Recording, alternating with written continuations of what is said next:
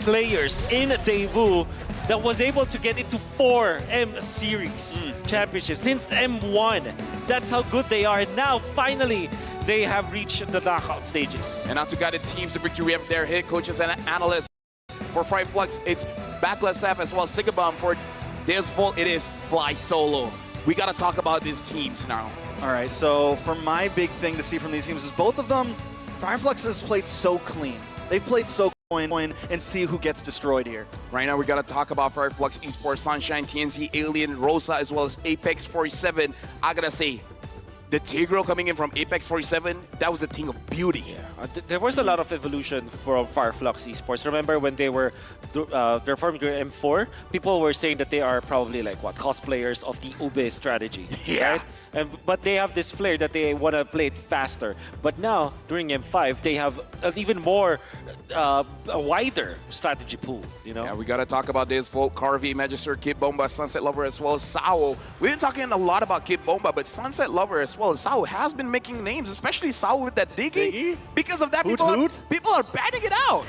Sao has definitely been a monster. I will never get that game out of my memory. It'll go down in history. Dude, I feel so sorry for you guys. Sorry. Yeah. It was fun to watch, though. Yeah, the casters there were kind of crazy, you know, during that time. Now we got to look at the team head-to-head here. It's between Sunshine as well as Carvey. Yeah. What are stats that we really gotta look out for? So again, team head-to-head is for all the players.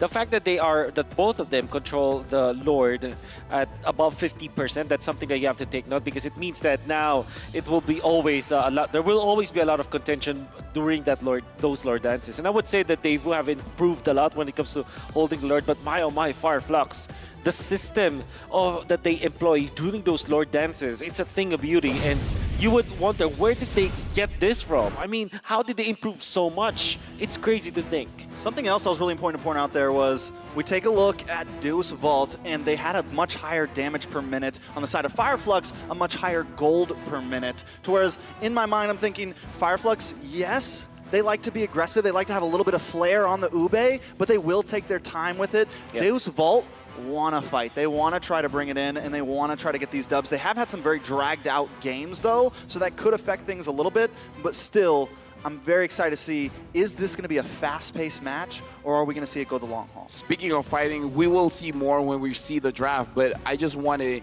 blanket statement here coming from you, Wolf. For both these teams, what will they usually fight for? Is it for the Silent objective or the River objectives? Oh, for sure, the River objectives, which also coincides to what I wanted to say about the Lilia, because that is a hero that can actually control that. What happens generally is you fast clear the lane, you even threaten your mid lane counterpart, then you control the river afterwards. With Wilderness Blessing available for these kind of heroes, you really take over a large portion of the map. Coach, Master the Basics of Blacklist mentioned that Flux aggressiveness and unorthodox picks won them the game. So again, how should Deusvult approach this? I guess Mr. Vagnavus. Mr. Wagner. I think they just need to play their game, man. Yeah. I think you can't. If they do throw a wild card pick, that's nothing that you can ever really get caught off by, right? And this is a best of 5 series, so play it like a best of 5 series. Don't think about it as like you want to win 3-0 right at the get-go, and you're gonna have to play the draft around that. So they have several chances to deal with those pocket strategies like your Leo Mords, you know. And I'm pretty sure that this will be a 5-game series because of how important it is. I'm actually just surprised that Trex went in for 3-0. I'm surprised. I thought I said 3-1. I don't know. Who knows? Dude, at this point, you know, I'm invested. I'm a Flux fan. I'm almost. Right. I mean, look at my beard. I'm like a native turkey. Our predictions is all RNG. I have no idea how I got this point, but sure, 3-2. Me and Wolf feel that it will go a full game series. I do. I genuinely do, and I hope that it will be, because I'm very much impressed about how these two teams perform. And I think that, especially that you're fighting for a slot at the upper bracket finals, you want to give everything you've got. Oh, and look at that audience prediction. Yeah, for now, it's mostly for Turkey, for Flux Esports. It's very, very interesting here, but again, they got the home team support. Yeah, here's the thing. Even though, just looking at our predictions, it was kind of all over the place. Yeah. Which shows that this is one of those games that is kind of hard to predict, because it is. Deusvult, I feel like they're learning very fast. And Fireflux, just like you said, I don't know what was their preparation, but somehow they came in here feeling like, I don't know, it's like they did legit use the entire year just for this M5. Yeah. I think both teams also, some important things to point out is neither teams are scared. Like we talked about hero pools, but neither teams, Deusvult also not scared to throw in a crazy pick, Definitely, like the Diggy pick. Yeah. We saw the Leomord yesterday from Fireflux. I'm wondering how much deeper this is going to go now that it is a best of 5. Are we going to see something even crazier? Are we going to see them really dig into those pockets and pull out the wild card? Yeah. Aldos. Aldos? Okay, maybe not. Yeah. You know, there's an ongoing like trend about like I've seen this in a lot of ranked games. The Hylos jungle. You know. All right. With that being said, we're jumping straight into the draft of game number 1 in this best of 5 between Fireflux Esports going up against Deusvult. Got it. I slurred on my tongue, but either way, Fireflux is gonna have the first pick and the first ban. Deusvult will be the second pick and the second ban. All right, and with that, Fireflux already taking out the Wanwan, the Arlot from the side of Deusvult. We have Guinevere, Nolan, all pretty typical right now. Guinevere, Nolan, the number 2 and number 3 most ban-picked rate. They're constantly fought for, so things are pretty regular to start off. Yeah, which means that Joy should be the point of contention. And again, the Lilia, who will get that? Is it going... Oh, okay. Fireflux, 100%, they wanted to go for the Joy this time. Yeah, I kind of feel like with the Joy, you got to pay attention to the Angela as well. Like, I kind of feel like the hot picks right now are Joy, Angela, as well as Faramis. Yeah. Definitely game changers, especially because we're talking about how they like to fight around the neutral objectives around the river. The Joy has proven that if no one can stop the Joy, your goal leaner is not going to have fun. There goes the Joy, so nobody's going to be having fun with the Joy right now. On the side of Fireflux, up front, and this is what I was wondering, it's like, we're going to guess all these things, but in the end, Fireflux has faith in Rosa, and they're going to put him on that Lilia. That pick shows no fear. No fear. No hesitation. That little girl is relentless. Scary. I think that maybe the best choice now for Devo is to go for Valentina or maybe get the Faramis at the get-go. And they will combo it up with a Bruno. I don't think that it's it will be criminal to let go of the Bruno if the game is like this, the 1-1s already banned. So you go Bruno Matilda or Bruno Valentina or Bruno Faramis. Yeah, the only thing about the Faramis is the Lilia got stronger. Baxia Terizla against the Lilia. Okay, let's talk about how in our imaginations this is a bad pick, because imagine in a situation you're fighting for that turtle. Why does the Baxia and Terizla does not do that well against the Lilia?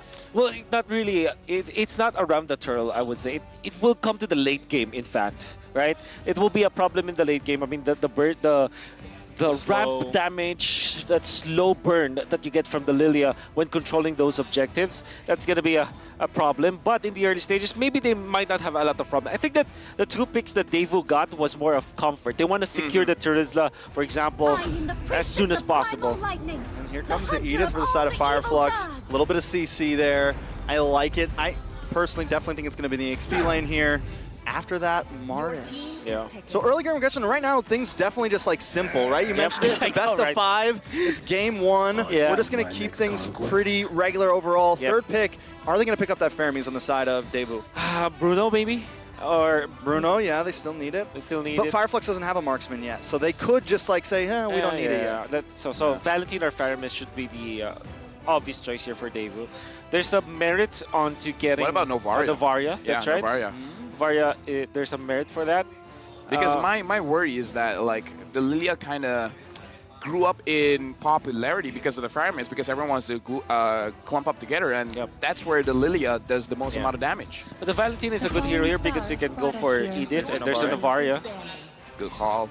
So it gives you the late game pokes as well. So it kind of match it. Like if the Lilia is there for the late game, if it comes to like an almost unlimited amount of poke, the Novaria can also supplement that. Yeah, because I kind of feel like this Novaria is really helping out the entire team, and it's really setting up in case all of those marksmen does get banned out.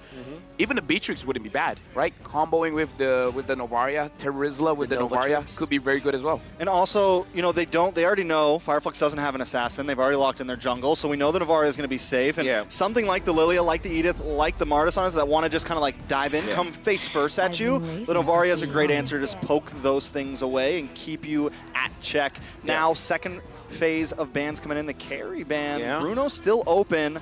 Deusvult does have first pick after this, so I think just leave it open for yourselves. Force FF to ban it.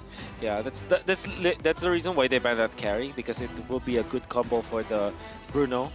You know, for Fireflux, I'm thinking like, what if they flex this Edith, give it the XP lane, and just go back. Oh, I would have said that the Bruno Angela would have been great, or Edith Angela, but yeah. Whatever, they banned it, so why talk about it anyways? As of right now, Deusvult, they have a very tanky front line, so I'm really thinking about what kind of marksman do they want to get to be able to chunk all of this down. I kind of feel like Lilia will do like the first round of damage, so after that, I don't know. It has been very popular here in M5, the Brody pick, but I would say the performance or the result is very up in the air. Yeah.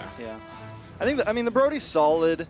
I think it's just been something that people have fallen back to when they can't get their hands on the 1-1, they can't get their hands on the Bruno. I mean, it's that. We've seen that Beatrix is becoming popular again a little bit. Towards the end of group stage, I feel like we saw a lot more of it compared to the beginning, but there goes the Ixia, man.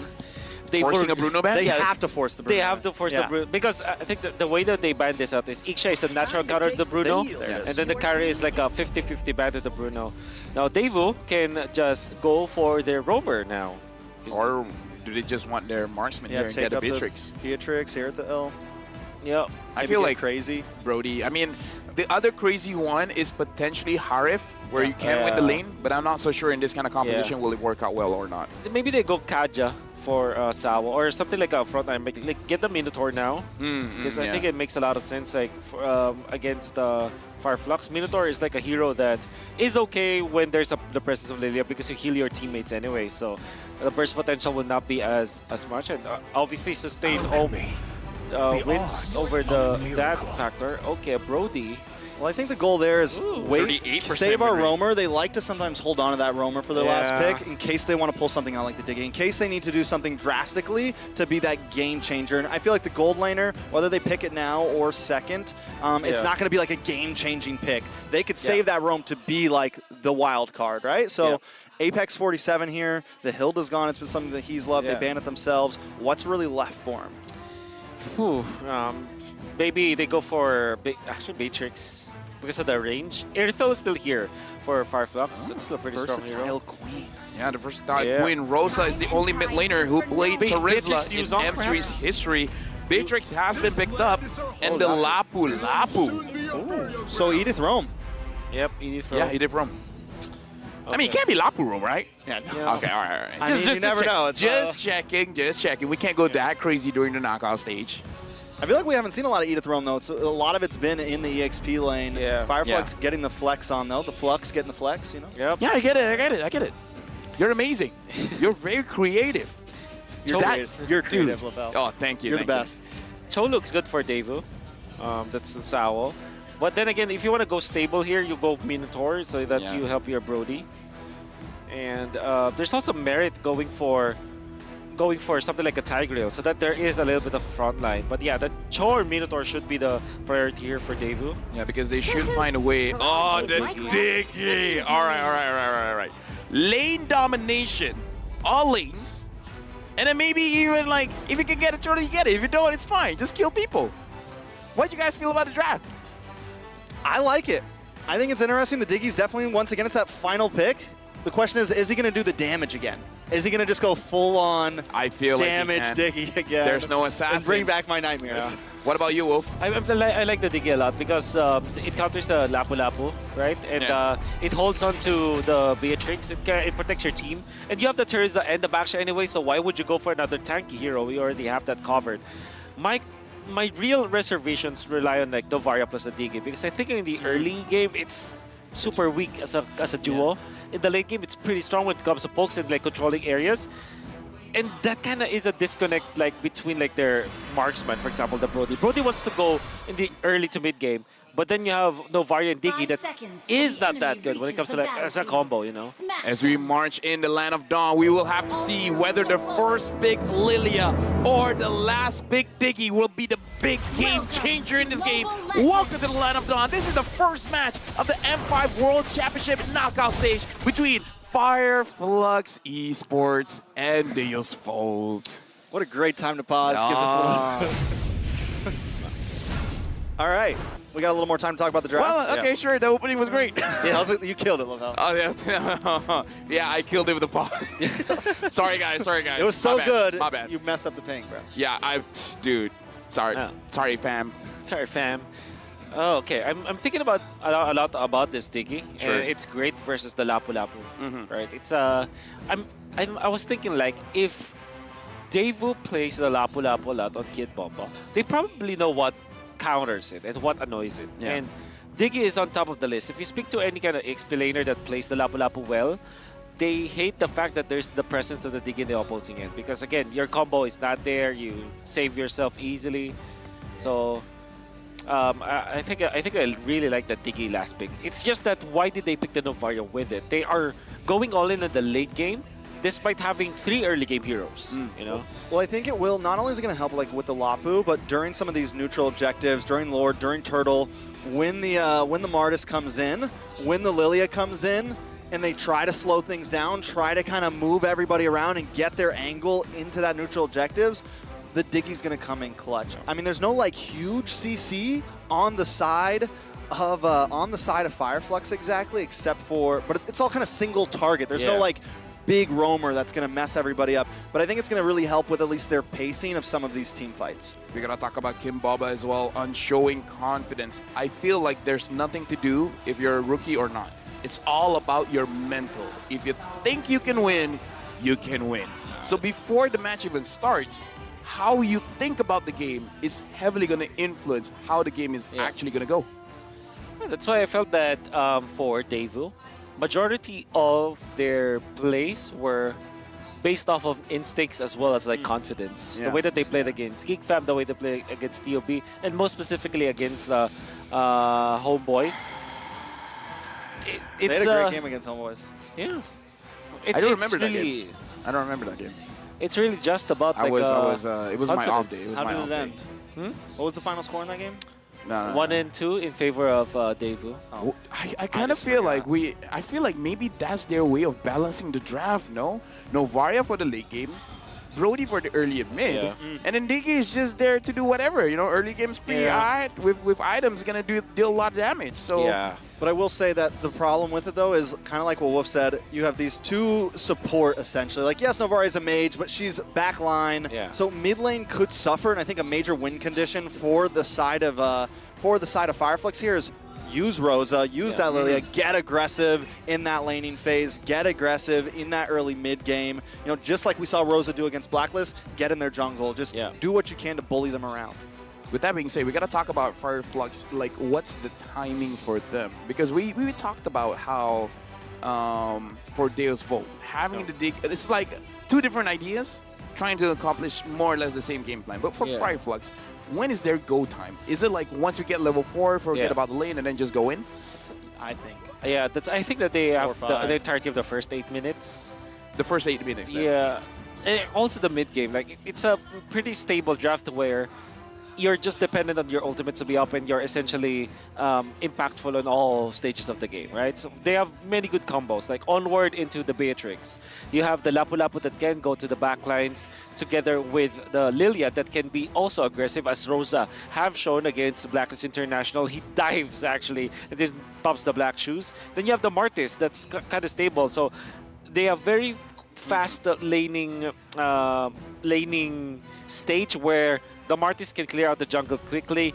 The Lilia plus the Edith, that's a very quick lane clear. Also, the Lapu Lapu, their lane prio is top-notch. So that's the idea here for Fireflux. We got to talk about the draft index because most of the numbers are more or less the same. The big difference is the late game potential. Yeah.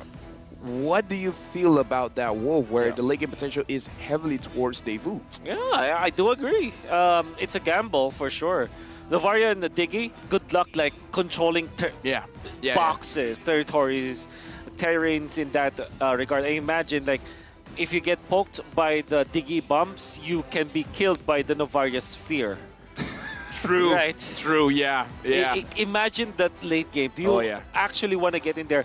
Fireflux needs to end this game, but what? 15 minutes stops. So there's the Novaria fear, then there's the fear of the bombs. Yeah. I mean, yeah, when it comes into late game, we've seen the way that Deusvult can just control the map. The way that they're laying down those ticking time bombs all over, and they just take it nice and slow. They don't try to dive in you. They're just get a little bit of area, move into it, get a little bit of area, move into it, and completely control the map. My thing, though, is Fireflux, I feel like, in the early game, they do have late game as well. I agree. think the only thing that's really is going to be the problem is, I think, honestly, the Diggy, man. I think if that can pop off the way they want it to in the late game, it's going to be a huge issue for Fireflux. Yeah.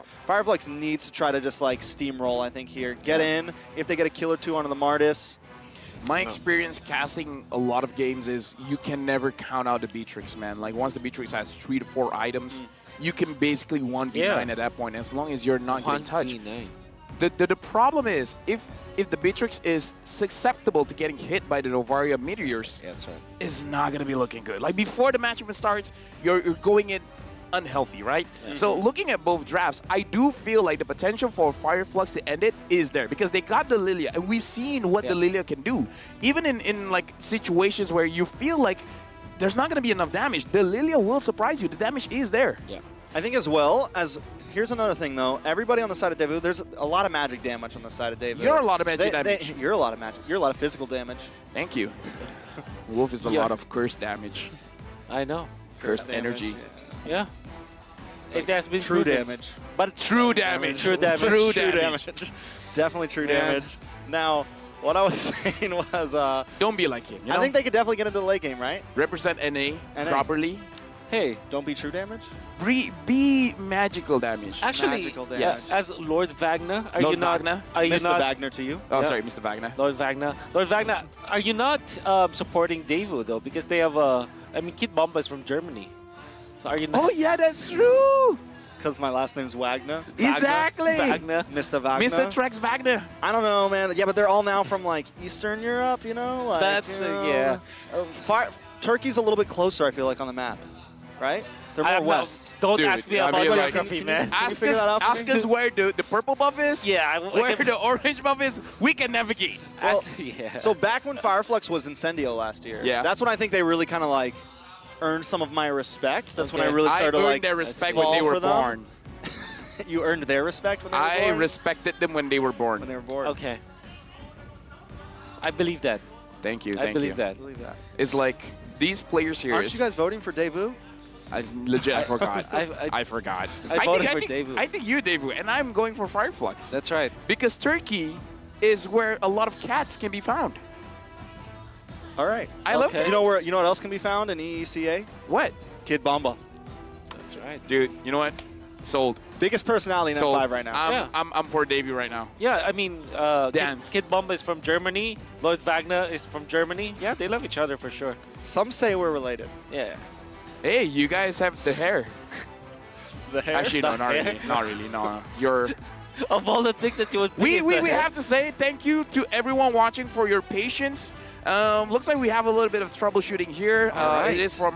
Why do we have to look at a Malaysian player? Most picked heroes. Come on, man. SMG, 8 Stormy. picks for the Valentina. Huh? Still didn't make it out of groups. Dude, Are shut up. Stormy played it 8 times? Then all of our favorite team. Wait, is this Wait, correct? wait, Logan? wait. Stormy, Forbid, and Jay, they're all not going to the knockouts. Yeah, did they just show us? Yeah. Do you guys know that little gun? You know those eyes? They're Those eyes. actually raccoon eyes. Yeah. Raccoon, Yeah. okay. Yeah, Yeah. it's That's cool, They're right? like they're little trash bandits. I asked the manager. Dude, come on. I asked their manager, like, That's what raccoons what are. if Lil means raccoon or gun means raccoon in Mongolia? And then he's like, no, it just means a little gun. What do you guys think they're playing?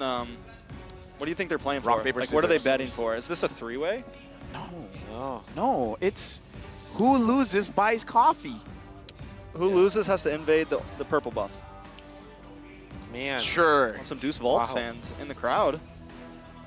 I wonder what Volt means. Deus, I think it means God, I think. Really? Yeah, typically. Listen. Deus? Deus. Deusvult. I don't know. Yeah. Deusvult. The Knights. The Knights? Deusvult. Oh, See, we should ask him this. Exactly. We got an. You want me to translate? We got an American, German Italian, British, Italian, Scottish, British. Irish. Wow, person on the desk. I'm you're, a product you're of the America. West. I am You're the the West. West. You're I the am West. the West. Italian. All right, translate for us. Translate. So Deusvult means it means Oh, yeah. Knights. I forgot. This is what happens when you lie on your resume, by the way. Yeah. I mean, like, if you don't know, just tell us you don't know, you know? Like, it's Chung and good. I have no idea. No. Just let us know. Definitely not. I mean, like, it could work. No. I mean, if the opposing side have a Or last at least, slot- you know, Oh! as long as I give you my Okay, opinion okay, strong well- enough that I believe it. What does it mean? What did you find on your Deusvult ROG Phone 6? Yeah, it means divine providence. Divine Providence. Okay. I like it. I like you. I like you. Thank you. Okay. Here's the thing. When I say something, you just say thank you. You don't have to give You're it back. welcome. Oh. Or God willing. God wills. Ah. Deus Volt. Oh, that's good too. Okay. God wills. That's what good does too. Fireflux mean? Fireflux?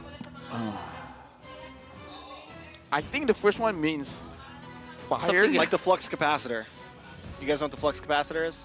What is the Yeah. The flux. It's I work as an engineer. Come on. it's what Back to the Future. It's what they had in the car to Oh, yeah, travel yeah, through yeah. time. Okay. That's You right. gotta get the flux capacitor. That's LaFell. right, you're right. That's true, you're right. I know this is not the right name. Morty. More. All right. Looks like we have a little bit of an issue.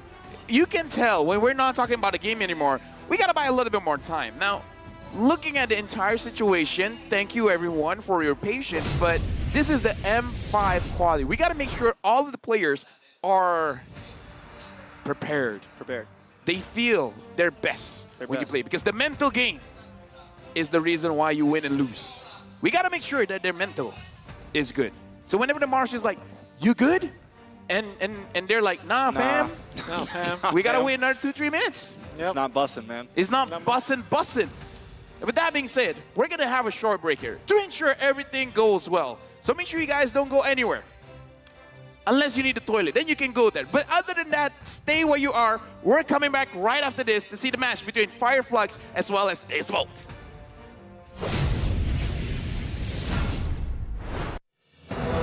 That's a short break.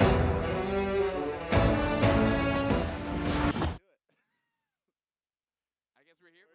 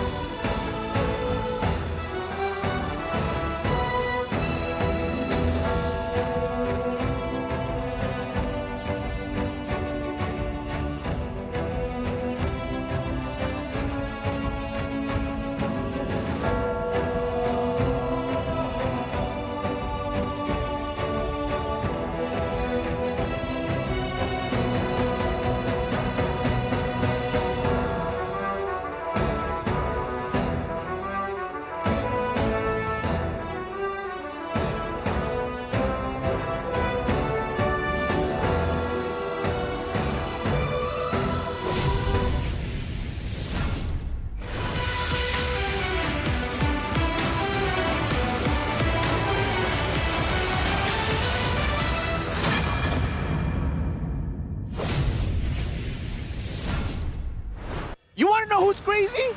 This guy's crazy. You're crazy. Dude, you're already level 150? Yes.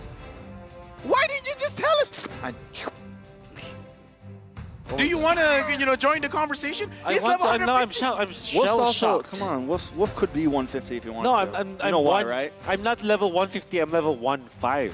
Like 15. Yes. Oh, well- I misheard you. Well, you I'm gotta sorry. Yeah, I know. You're the richest caster. Don't you know why- that? You could have 3 of these Hey. if you wanted. That's Just multiple accounts. That's not true at all. I don't know who is spreading those rumors. The real richest caster is Bonafide Mirko.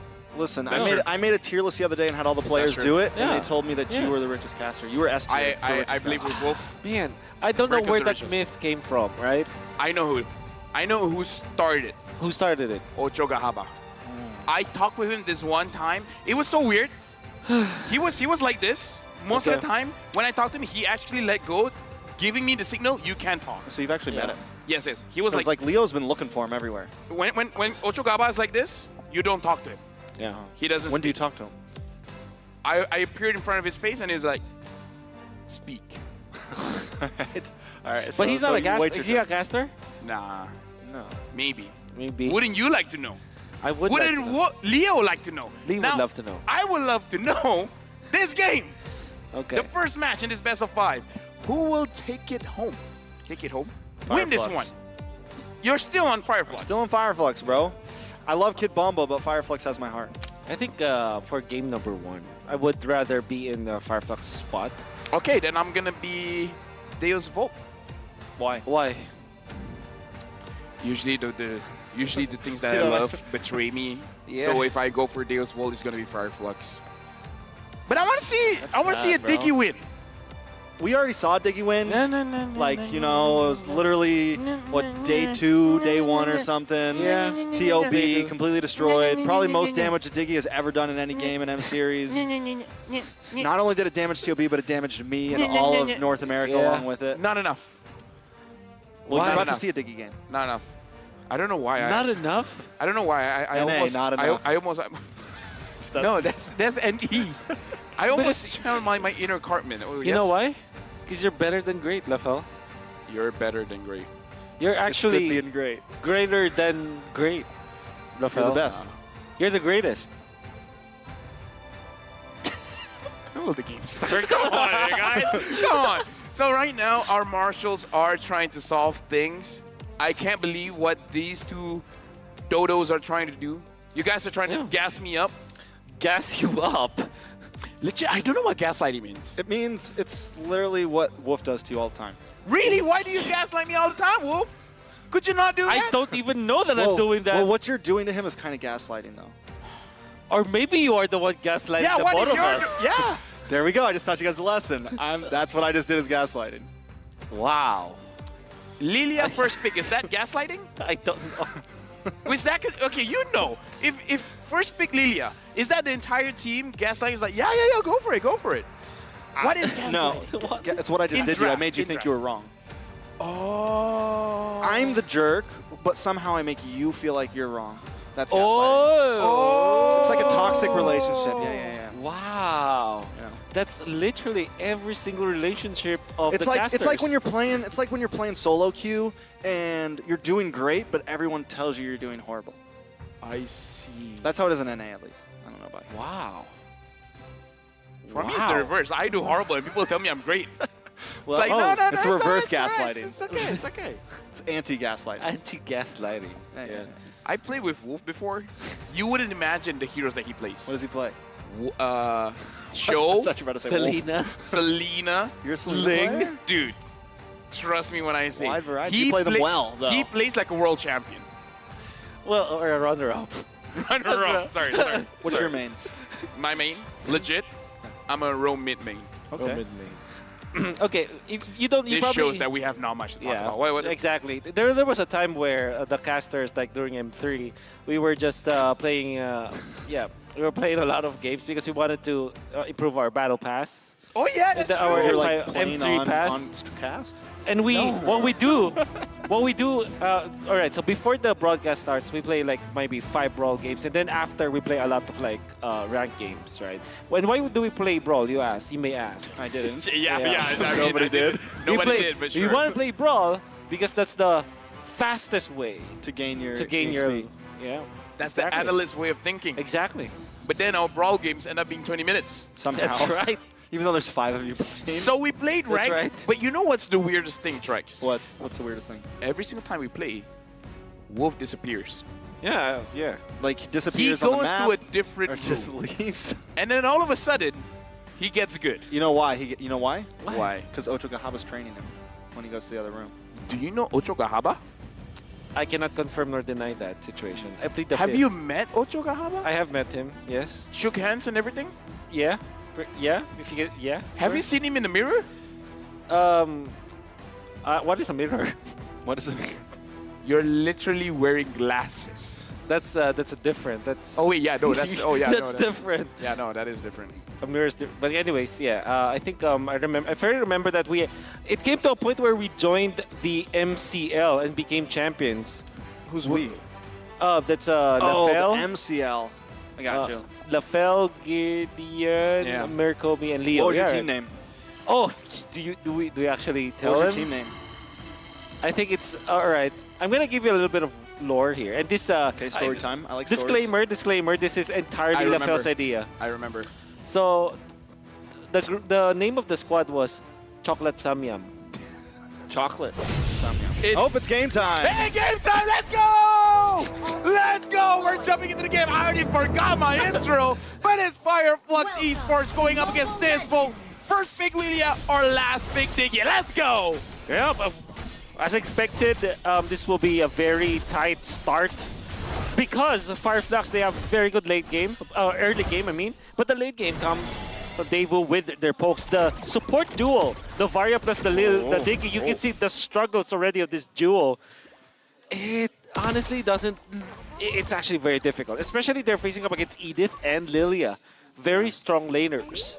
Yeah, I gotta say, Rosa was being very aggressive there. He did not allow Sunset Flower to see the sun. Didn't allow him to see the sun. Yeah. But it's sunset, you know, so he's okay with that because he's a lover of having the sun leave him. So Sawo, though, I'm going to watch onto Sawo because I want to see as he scales, as we move through this game. But definitely in this phase right now, mid lane is going to have a lot of issues with Rosa on this Lilia. And I think that's exactly what Fireflux want. They want to be able to push in. They want to be aggressive. And if they can do that, it's definitely a dub. Yeah, look at what Apex 47 is doing up top.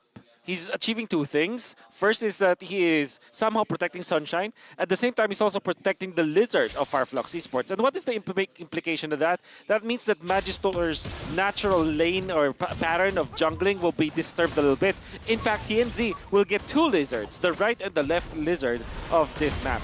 Yeah, with that we can see, like, in terms of priority, it does seem like Fireflux Esports does have a little bit of priority, and I kind of feel like, again, even though Wolf, you did say that the Lilia is going to be more influential come late game around the Lord fights, but I kind of feel like with this kind of composition, I kind of feel like Rosa can do quite a lot in the early stages of the game, so this turtle fight is going to be very interesting between Fireflux as well as Deusvult. It's going to be a 4v3 down here as well. Diggy still up in the top side. Sawo, if they can make that work, I mean, I think the main goal is to try to get Carvey a little bit ahead in that gold lane. Turtle now up, and it looks like Magister is going to go for the purple buff instead here. Man, just a little move that they did was already enough. And TNZ will be there. But I really like what Magister is doing because he knows that TNZ is a level ahead. And he gets the invasion of the purple instead. So that's him like upping the tempo. A little bit of a knock-up. The bombardment comes down. Sawo taken out. Sunshine going to get first blood. You know what? I'm liking the pathing coming in from Apex 47. Sure, that was an amazing engage, but it kind of feels like the job for Apex 47 is to have his eyes on the prize. And then the prize keeps on changing. Is it Magister? Keep an eye on him. Is it Sao? Keep an eye on him. Because even during the turtle fight, he was like, wait, Magister is missing. He looked for him. Like, I like the proactiveness coming in from this roamer.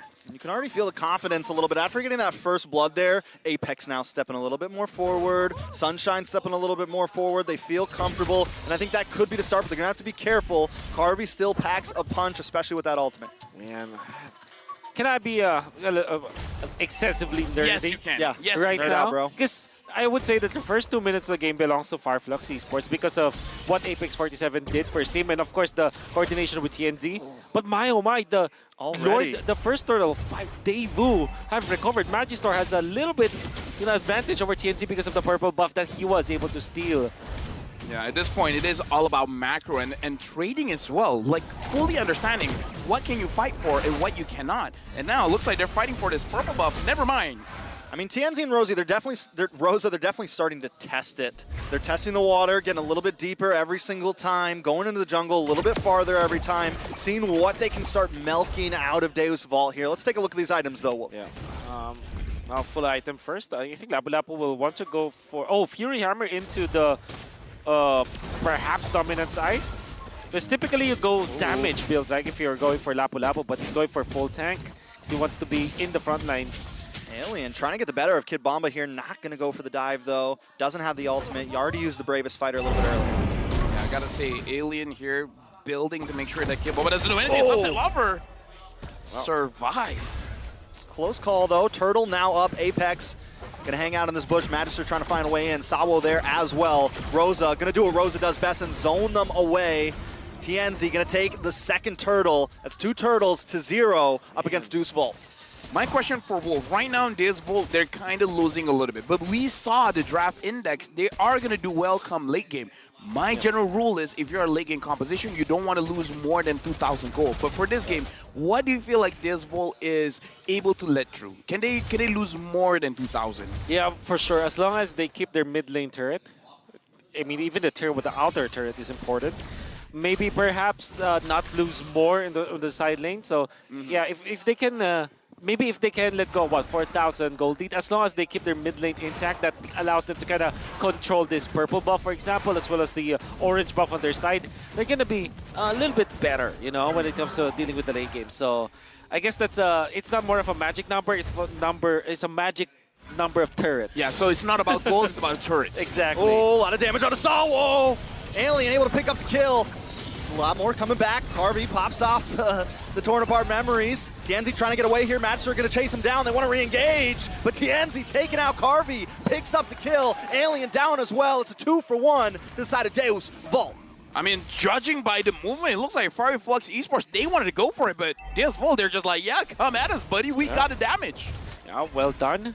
They did take out the turret up top, but the thing is there will be an exchange, so this is net positive for Deusvult. Fireflux still holding the gold lead as well. So coming out on top, taking that mid lane. Yes, they lose 2 heroes, but I definitely still think they have a pace. They get that top tower too.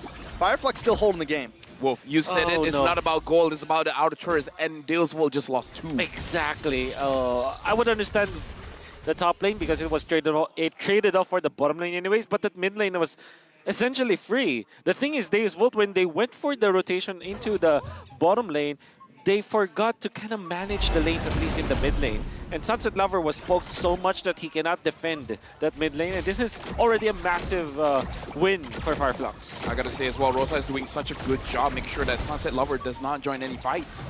And it's going to be another play for the third turtle to gain. Apex 47 probably going to pull the turtle away. May get reset here.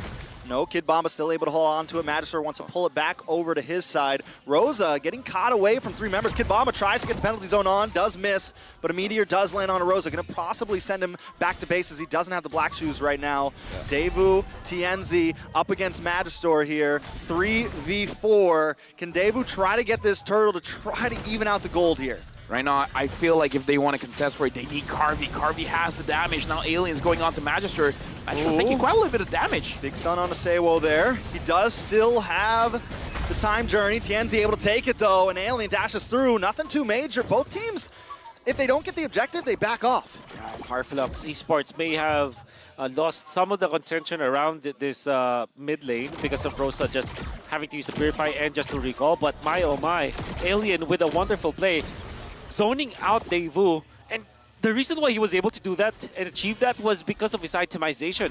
Going in for defensive items first. I'm curious to see what his actual emblems will be, but if you're looking at what he holds on to now, Concussive Blast, which is kind of unorthodox, Alien, if I'm not mistaken, he took the defense first one, and then Okay. the The firmness. firmness and Festival of Blood. If I'm not Okay. mistaken, that's what he took. Man, and that's gonna be good. I mean, Alien, You're good. you are. You're good. great. You're great. Thank You're you. greatest. But Thank you're you. better than great. Nobody knows what I No, was but talking he's the greatest. about. He is the greatest. Talking about geeking out in this game, the kill score is very low, but it does feel like both these teams are playing a game of chess where they're trying to move each other. Okay, so like I'm moving my pawn here, here, here, and here. Who's going to take the bait? And it looks like no one is, except for the fight down bottom, no one's really taking the bait here. Yeah. I will say this, you know, I feel like even though Deusvult is a little bit behind, they're still pretty comfortable. It hasn't gone too far. They've lost 2 towers, but their goal is late game right now. Get Sunset Lover to a point where those meteors start to really hurt.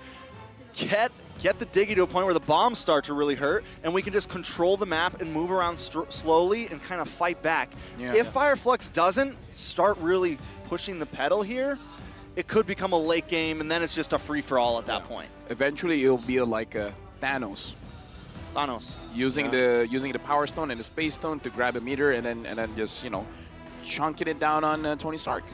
Okay. Yeah. I don't know what you're talking about. That's Thanos late game. Are you serious? No, I'm not serious. I actually know about it. Yeah, cool. Yeah. Great movies, Yeah, great movies. Great movie. But again- Yeah, but who's It's a good Thanos? Well, Sunset which, Lover. Which Sunset Lover's Sunset The Thanos? meteor. out. The meteor. The meteor. Yeah, because yeah, I get it. time. Yeah.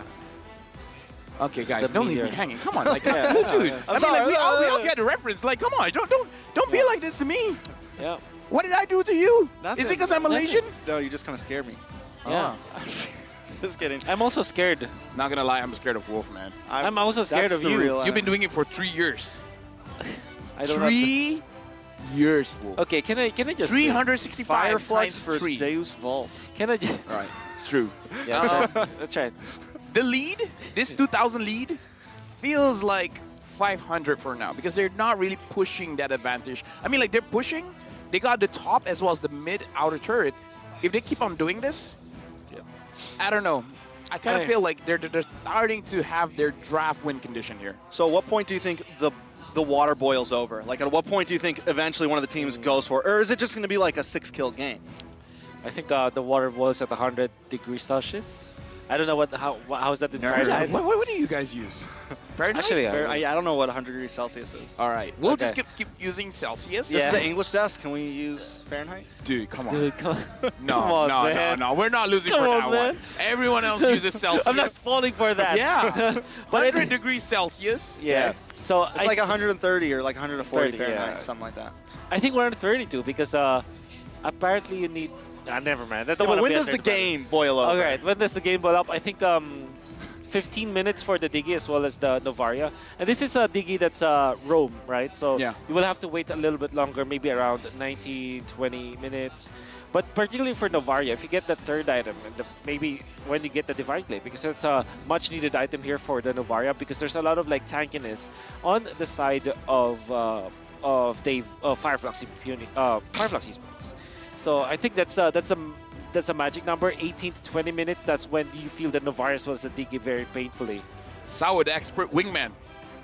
Wow. Oh, I get it. Sawa's Get it, wingman. Diggy. Hoot, Okay. hoot. Sao's Diggy recorded 23 assists in the first game of their series against Homeboys. HB. HB. I'm This is HB. the highest assist in a game in M Series history. Wow. Imagine doing it against Homeboys. Yeah, with a Diggy. With a Diggy Against Homeboys. against Homeboys. With a Diggy. Diggy Expert Diggy wingman. against Homeboys? Diggy, I thought it was against TOB. It was actually TOP. Right? But that's okay. That's why I'm like, okay. I think at this point, We were the script, gaslighting you. at this point, the script writer is messing with me. He's Gaslighting gaslighting you. you. Right? Yeah, yeah. It's okay, Yo. though. Yo, script writer, we need to talk. All right. You and me. Yes. Bot lane. EXP. 1v1. Bot lane? Bot Not lane? mid lane? Dude, I don't know Do where 1v1 EXP in is the gonna bot be. lane? Yeah. Dude, just EXP. Doesn't matter. I want them levels quick. I'm an EXP main. I'm a EXP lover. EXP lover. Are you a sunset lover? No. Midnight lover? I am Morning lover? Bombel. What's that? Bombel. What time of day is that? No, Kid Bomba? Kid Bamba. Bombel. Bumpel. What about That, What about I Lamba? Oh, legit- we're back in the we game, legit ladies and introduced him with gentlemen. That one. We're going into game. Wait, introduce with that one. Bombell. Magistor gonna try to lock on to Sunshine here. Big Meteor coming in. Sunshine does miss. Whoa, wait a second. Penalty zone on several members. Sunshine taken out. Apex 47 might just be next. They're going to move forward. Tienzi wants to try to buy some space for Rosa. But he's going to need to try to get out of here. Wait, no. 1v4. Alien there as well with Bravest Fighter. Going to lock on to Carve. Oh, the Can't DD. get the kill. Sawo saves the day, and Alien falls next. It's a 5-4-1. Deusvult coming out on top. Wipeout. What was that? We came out of the pause and they're just like, yeah, let's go for violence. Okay, I think the water got just, it went to boiling temperature so quickly At that because point, of it Fireflux. evaporated. It evaporated. I mean, for Fireflux Esports, what they did was to go for the top lane push. And after the jump coming from Magistor, you would think that it will be a fight that Fireflux can fight, but Sunset Lover lands the ultimate onto 3 members of Fireflux Esports, lands the Sphere or the Meteor onto 2. And because of the Lightning Truncheon, they were burned out so low that they couldn't fight. The questionable thing for Fireflux is after losing 1 and 2 members, they should have did they just backed out. They re-engaged and they lost 5 in total. I think they were a little too confident there. They are still holding, ever so slight gold lead, so I don't think it's like over for them. But Deusvult, this is what they want. Yeah. If they can survive through 10 to 15, 16 minutes, it could be GG's for Fireflux. Now, Lord up. Magistor is going to start it. Does Fireflux even have a way in? I gotta say that 15 minutes for Deusvult is coming very, very the soon. bombs. The damage coming in from Carvey is already a lot, and this gives space for Sunset Lover as well as Sao to be like, you guys don't need to deal that much damage, but Sao just got a Divine Glaive. Yep. Those bombs are gonna hurt even more. Ooh, Rosa, though, holding the front line per usual. Alien with the Bravest Fighter. Look for the stun, but taking a lot of damage. Carvey going to take him out. Face full of torn apart memories. Magistor's looking for the next one. Magistor takes some damage. Time Journey comes out. Sawo getting low, but still, they find Apex 70, Apex 47. Tienzi also very low. Magistor's still up. Both junglers around, but they got to go back to base, get some health back, and let's run it one more time for this Lord. Dude, the damage coming in from Deusvult, like that Lapu looked like a marksman. He looked like a goal leader, man. He just instantly gone. And the chain stuns coming up from Deusvult was on point. The way that they layered all of their crowd control. They don't have the biggest crowd control in the world, but if you layered them after one another, you can see that even a tank hero like Alien struggles. We did mention that Alien had a very tanky build-up. Yeah. Item order as well as his choice of emblems. It looked to be real good, but Alien just got deleted by Deusvult. But we gotta talk about Sao as well. Did you see that time journey? The timing, Last second. The timing of it all, right? That was insane. That's 2 times in a row now he's done that. That was so good. So good. And Fireflux, you can tell they're trying to get it out, right? Like the Bravest Fighter, 1 at a time. They send in Rosa 1 at a time. But I think they're gonna have to approach these fights a little bit differently. Kid Bombo hit the penalty zone. Apex also taking face first into Carvey and Magistor, but Tienzi takes the Lord, takes out Kid Bomba, and Sawo pops the Time Journey as an escape route. Fireflux coming back into the lead. It looks like Deusvult, wrong timing there, and a little bit uncoordinated. Yeah, and I would really give props to TNZ just surviving. And then after getting the Lord with the Retribution, he even lands the Decimate onto Kid Bomba, which is perfect because he got some of his life back. Then he gets out. Gonna be A-okay. Now they can use the Lord because there's nobody died from Fireflux Esports for the exchange. That means that they can use the Lord. That Meteor's definitely starting to hurt. Sunshine's gonna have to be careful here. Lord closing in on the top side. Positioning is gonna be key. Rosa pops the black shoes. Back to about 70% health. Bombs outside the front door waiting for Fireflux to come in. You're gonna have to take a couple ones to the face to knock here. At this point, Sunset Lover, that's not a meteor. That's a planet. That's an entire planet. He's throwing. It's like a big planet or a small planet? So Like we're talking Jupiter or Pluto? Venus. It's on its way. It's on its way. Dude, I gotta say, add more, like, I don't know, 4 minutes. It's gonna be a solar system. Ooh, Galaxy. Galaxy. Galaxy Bomb. Yeah, Galaxy Bomb. That would be a cool name. That is a cool name, isn't it? Galaxy Bomb. Next hero, Moonton, listen up. All right. That's Fireflux. so over the top, and I would love it. Galaxy Shout out to One Piece. Oh, yeah. Right, I caught it. Right? I know my stuff. Oh. All right, let's see if they can have the Heart of One Piece themselves. Magister going to hold down the front side. Horde going to be back up in 80 seconds. Wolf, where are we going from here? Yeah, I think Fireflux Esports, they still have one Lord fight in them. When it comes to like the strength of their composition, and it just helps that Sunshine now has the win nature for that kind of play. Also, Rosa with a Divine Glaive, this will hurt a lot. Gonna tear through all the defenses of Deusvult. I'm curious because Alien went for the Exhort boots. So if you're not familiar, Exhort boots, it's just what we call here in the Philippines, where you're not a roamer but you get the roaming boots. 8 minutes. They swap over. Yeah. My only question is, how does Fireflux actually engage in the fight? Because they have the Lapu Lapu to dive in the backline, but I kind of feel like with having the Diggy there, that's not going to be really a good idea. Yep. Is it a better idea just to go for a front to back and just, you know, deal with Magister first or Kid Bomba first and then just peel one by one? Treat Deusvult like an onion. Yep. I think before I would have agreed with that, but now that their gold lead's getting to almost, 3.5, I think as long as one of them can get rid of that Diggy ult, they're okay. Sawo held onto the Diggy ult too long last time. So Sawo, ooh, wait a second, Rosa, a little bit of trouble. Kid Bomba gonna get knocked up. Kid Bomba wants more. Bomba, boom! There goes Rosa. Black Shoes won't help you today. Deusvult gonna take that one. Back off here. Matador taking a little bit of damage as well. Apex 47 with the knockup. Ooh, a lot of damage. Alien in the backside. Apex 47 goes down to Sawo though. Hoot hoot. Alien gonna be next. Kid Bomba picking one up. 3 members down for the side of Fireflux. All 5 back up for Deusvult. Sunshine on the run along with TNZ. Gonna get pulled back. Able to get away because of the CC nullification. Lord back up. Is Deusvult gonna keep on going for this? TNZ with the Getty now played. Carvey picking up the kill. Sunshine all by himself. I'm going to let you catch your breath because that's a long play-by-play. And now Deusvult, they're claiming the Lord for themselves.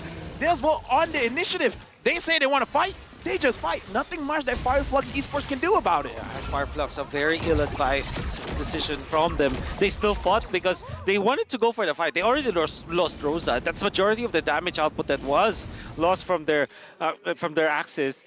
And now, Deusvult just punished them duly. I mean, for TNZ as well as the gang, they went into fight under the base of essentially the jungle of Deusvult.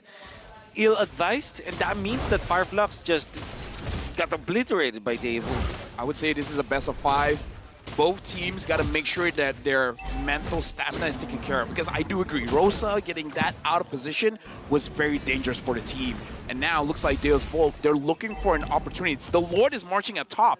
They're trying to get any kind of turrets, whether it be the bottom lane or the mid lane. And now, Lord gonna be coming in.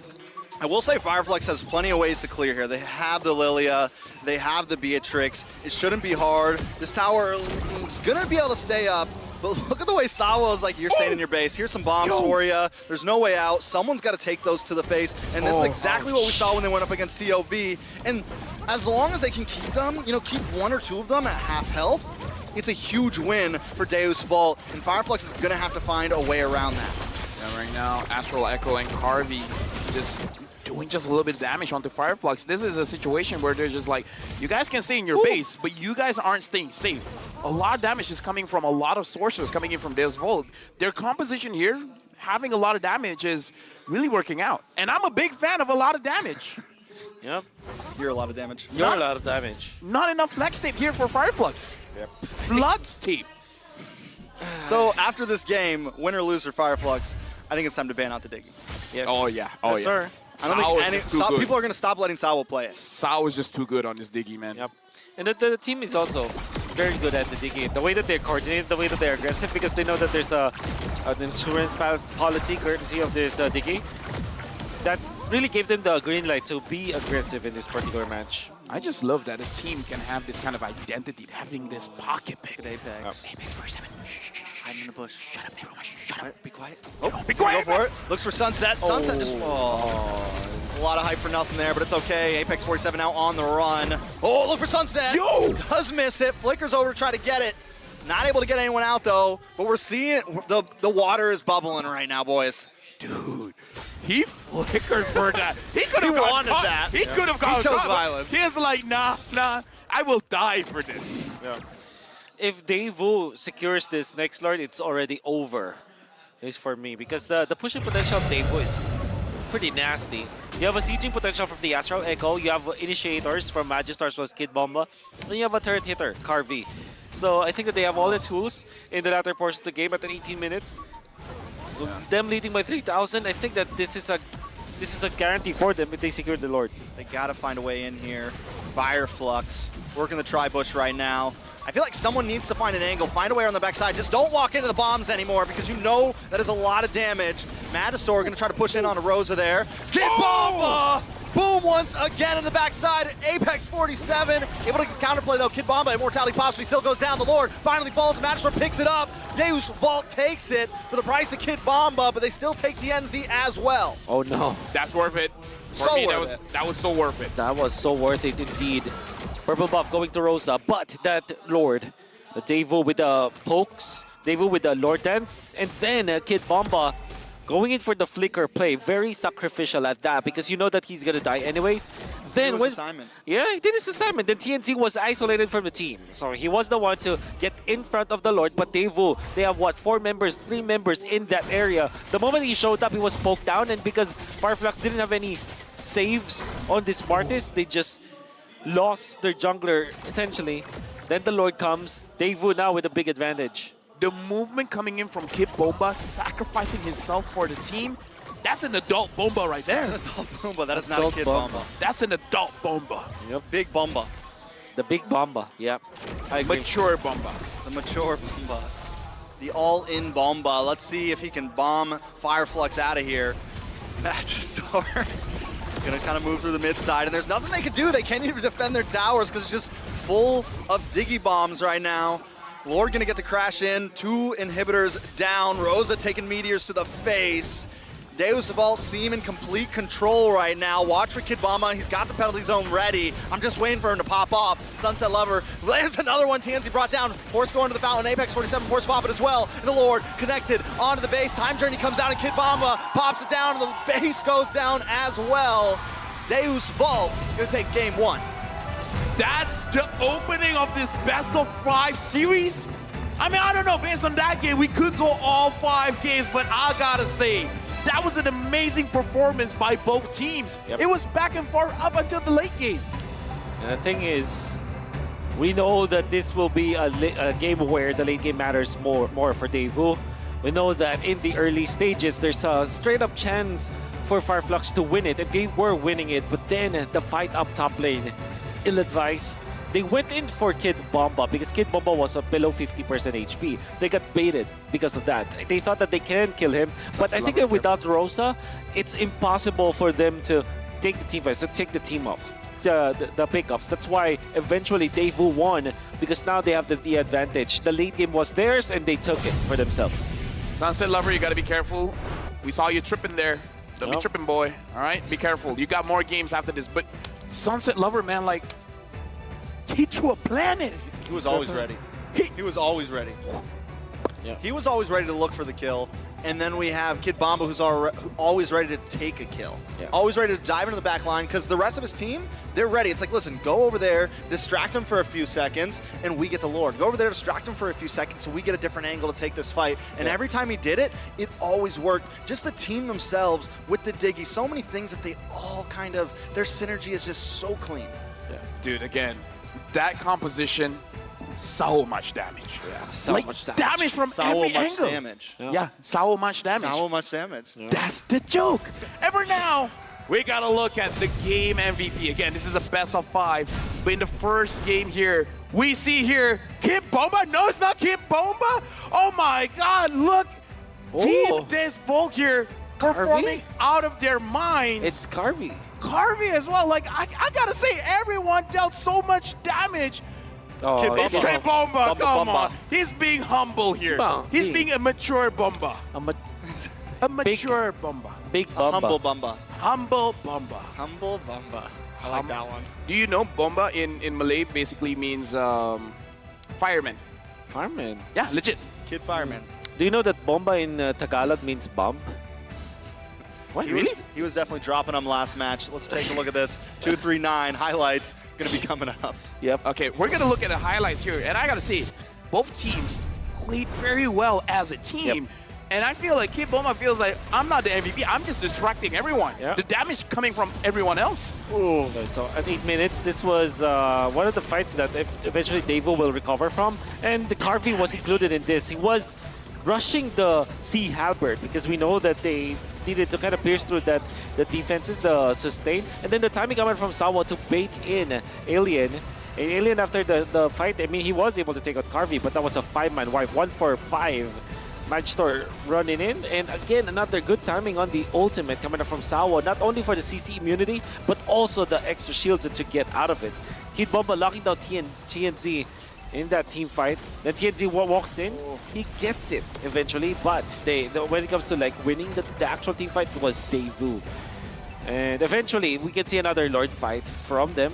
As Apex 47, they got baited by Kid Bomba in this case. Like, they went in for the conceal play, very much ill-advised. Because what happened was Kid Bomba still survived. They didn't have Rosa. And look at that beautiful zone out. Sunshine had to go out. TNZ was separated from his teammates. Eventually, the Terizla was taken out, but also was the Martis that gave Deusvult easy shot at the Lord. Gentlemen, I gotta say, fighting against this draft is so annoying because you feel like no matter what you do, you're doing something wrong. Yep. You want to engage, you're taking a lot of damage. You want to engage, catching someone with your crowd control, it gets purified basically by the Diggy. So it's like, no matter what you do, it's always something wrong. Yeah. And you were talking about Alien's build here. Yeah, it was defensive, but defense doesn't matter when 1, 2, 3. 3 damage dealers coming in from Deusvult.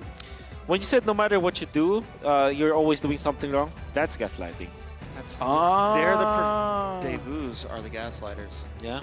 That Sawo is the gaslighter. Because it's true, like you're going up against these bombs. There's Yeah, right. nothing you can do there. That's right. Except ban it next game, right? Yeah.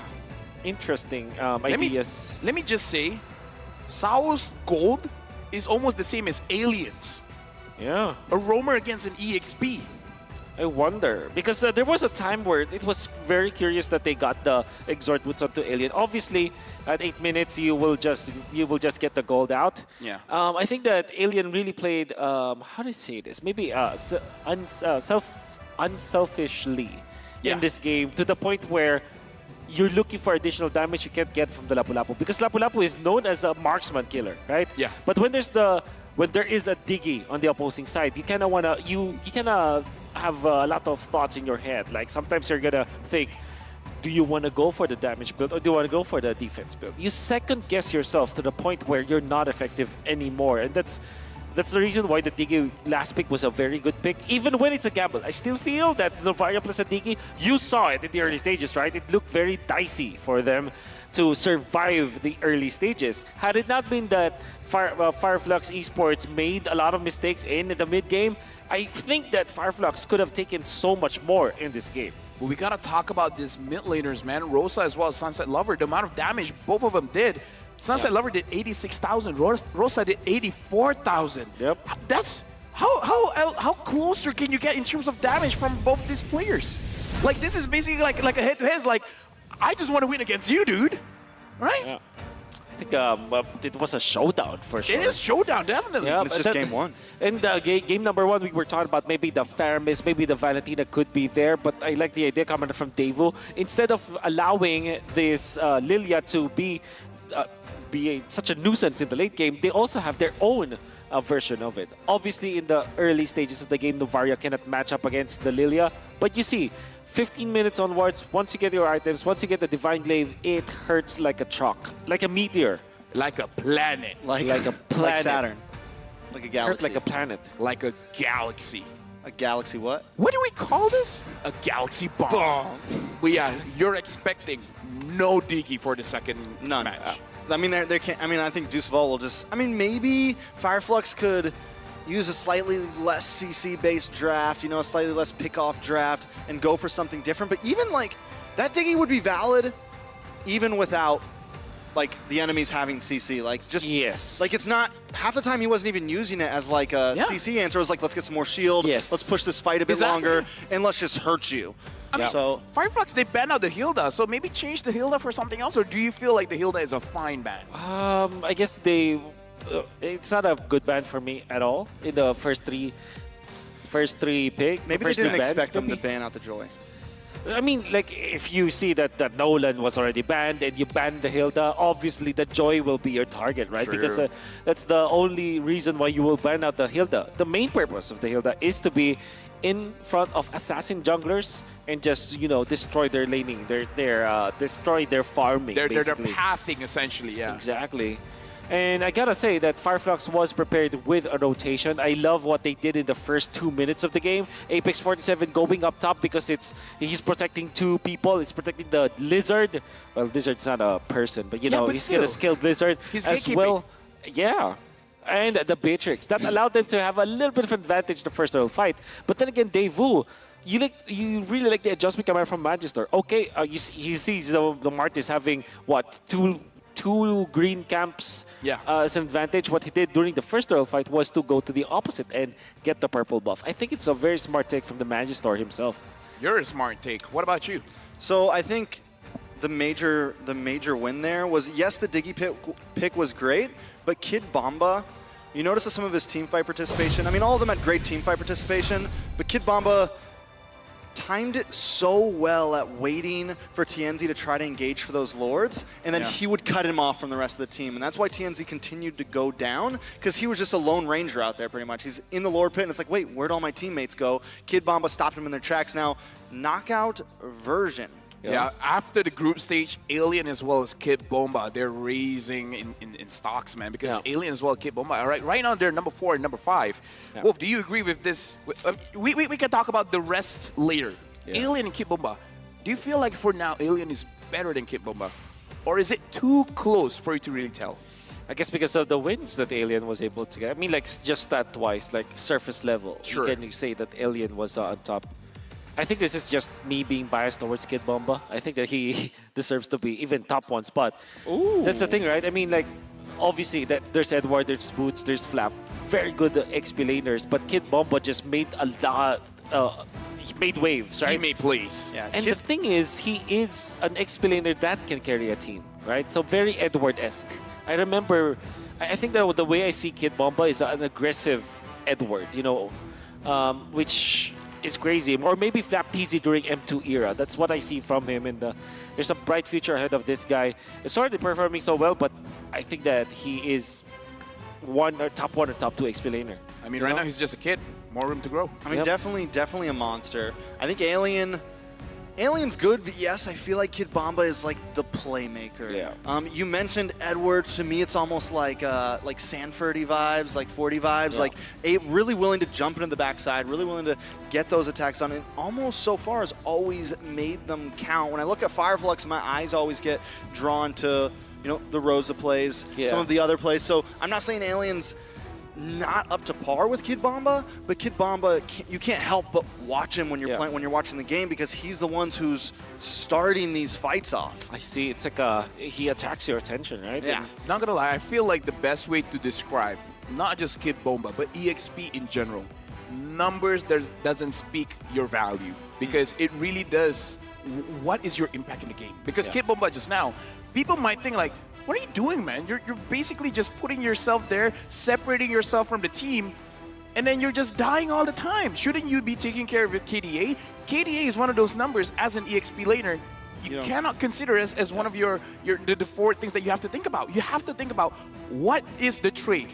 My life for what? If an EXP laner dies and he gets the roam, the gold laner, as well as the turtle, complete worth. Oh yeah. If you get a jungler and a turtle, complete worth. Yeah. So I feel like that's the balance an EXP laner has to do. It's always a trading game. I'm gonna trade my life, but what can I give my team in return? Yeah.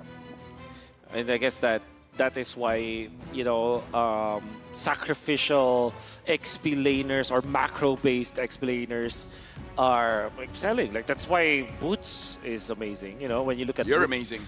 You are amazing. You're Back in both M3, if amazing. you remember, M3, that's also the gameplay of Onyx Esports or Onyx Indonesia back then, where Boots will play the Esmeralda and just take over the game, right? Because he knows the macro game so well, and he will sacrifice himself when he is needed, and he will go for the kills when he is needed. Much like Edward as well. You can even label them as like utility XP laners, Understand. if that makes sense, you know? So now we've talked about a lot about the XP laners. next draft coming up, you asked us, are they going to ban out the Diggy? Yeah. We've seen both teams kind of dig deep on Hero Pool. Does Fireflux attack this from a different angle here? Do they try to change things up here? With the Diggy being out, do they just ban that and take up the same things? Are they going to stay on? Are they going to stay on first pick?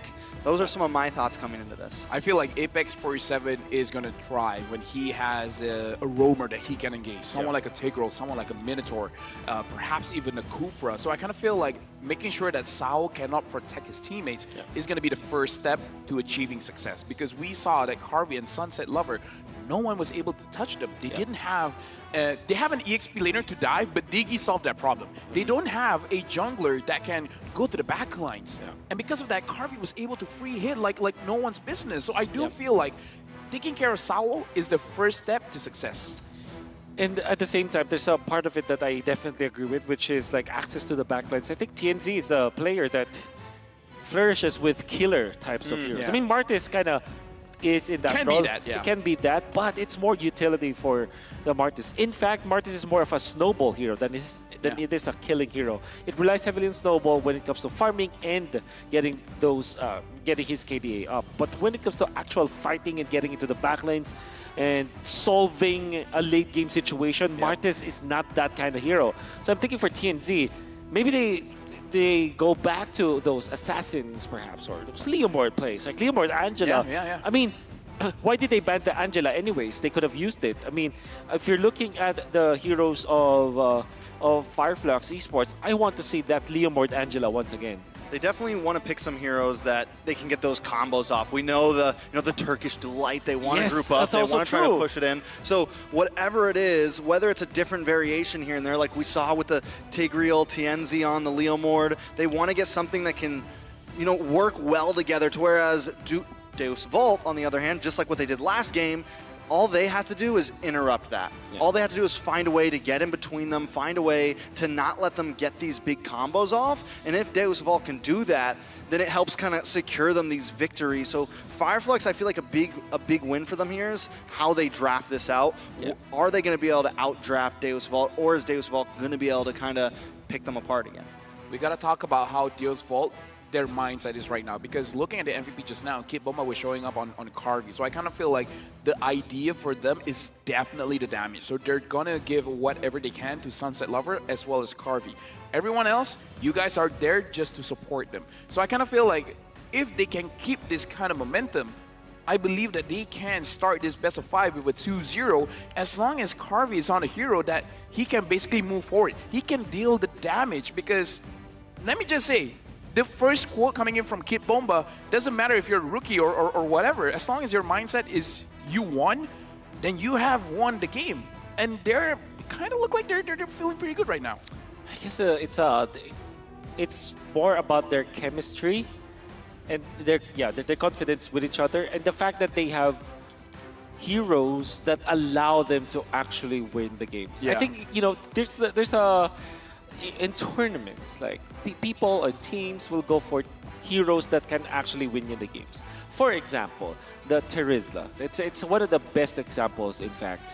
It is a hero in the metagame that we have right now that has a win condition in the late game, which is to land your ultimate. Right? So even if you go 0-7 at the start of the game, all you have to do is to clear the wave and make sure that in those moments that matter, you land your ultimate on 2 or 3 people. In fact, you can even land it on 1 person, but it's the marksman, right? So those are the heroes that can, quote-unquote, win you the game. Just like Flap on the Arlet. That's right. Right? Exactly. KDA doesn't matter. 0-7. Exactly. Perfectly fine. Exactly. Right? Exactly. Just 1 or 2 final slashes can get you the dubs, the victory. Dubs. And yeah, I think that's part of honing a professional team. And in this setting, I think that might be the, that's where the chemistry is built around this Deusvult team. Because if you're going to be looking at the way that they approach games, they always give Kid Bomba a hero with a lot of impact. That's why they're a team that if they get a shot at Terizla, they will first pick that. Now we got to talk about the first pick, Lilia, as well. It's strong. Don't get me wrong. It is very strong. Yeah. But should they shift their strategy? Perhaps first picking Angela or something like that? I think so. I think it's kind of similar to what they did when they faced against Blacklist. Like, yes, they picked up the Lilia first pick, but then like the whole idea of their strategy kind of changed into game 2 a bit. Yeah. So I know that like we know Fireflux has that ability, but here's the thing: we also know Deusvult has that ability, and finally we're gonna be jumping into this draft. Oh yeah, we're jumping into the draft of game number 2, Fireflux against Deusvult. Will this be a 2-0 for Deusvult, or will Fireflux able to find the problem, the troublemaker, bat it out, and make a difference for game number 2? We're starting off Fireflux first pick, Deusvult second pick. And we haven't seen the Hoot Hoot band out just yet. Wan Joy band out. There we go. There we go. You had to manifest Well it. done. You Had to. You have to speak it into existence. Yeah. Joy, Nolan should be the bans here. With the Diggy being banned out, there is a world where eventually something like a Guinevere can be the priority for Yeah. Fireflux. So actually, they might be better off just banning out themselves. Like their third ban should be the Guinevere. So I think that they still want the Lilia first pick. And it just makes sense for Fireflux because it's a comfort hero anyways. And I'm also thinking about the Terizla. There might be, I mean, Arlott and Terizla should be the... Devu banned it themselves. Yeah, looks like I believe it is best of 5. Neither wants to take a risk because I kind of feel like going into this match, they're already considering that they're not going to get this hero. So it's probably one of those heroes that they have not trained because, again, no matter how strong that hero is, the moment you implement it into your team, not every hero plays the same way. You have to change your strategy mid-game, and I kind of feel like that's a very big risk to take on this knockout stage where you don't want to go to the lower brackets. So there's that Arlott ban. Looks like we're going to leave the Terizla open. Kid Bomba may be able to secure it again. Devu on the next ban. Nolan is still up. The Angela's also still up. Yeah. You mentioned that. That could be something we see from the side of Fireflux. They're going to take out the Nolan. Do they first pick Angela here? I think it's a Lilia.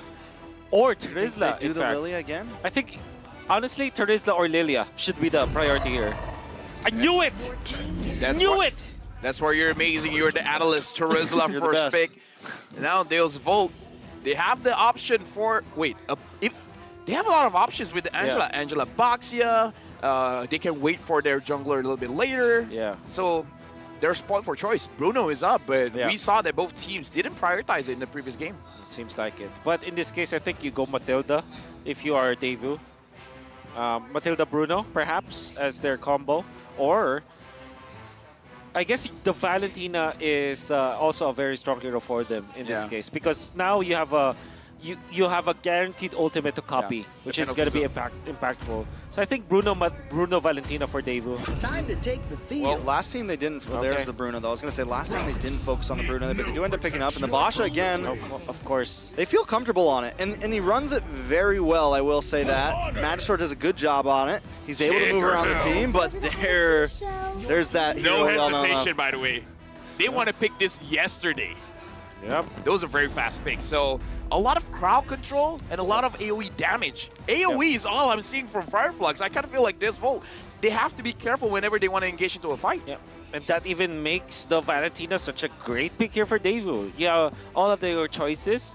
The Terrify is also a way for them to kind of quote-unquote cancel the combo from Yeah, Apex 47. I agree. So it just makes a lot of sense. Otherwise, you can just go for a Novaria again for Devu. Bruno plus Novaria, still a pretty strong combo. Novaria and Baksha is also a strong combo in the mid lane. I mean, when it comes to like poking and maybe attempting for invades.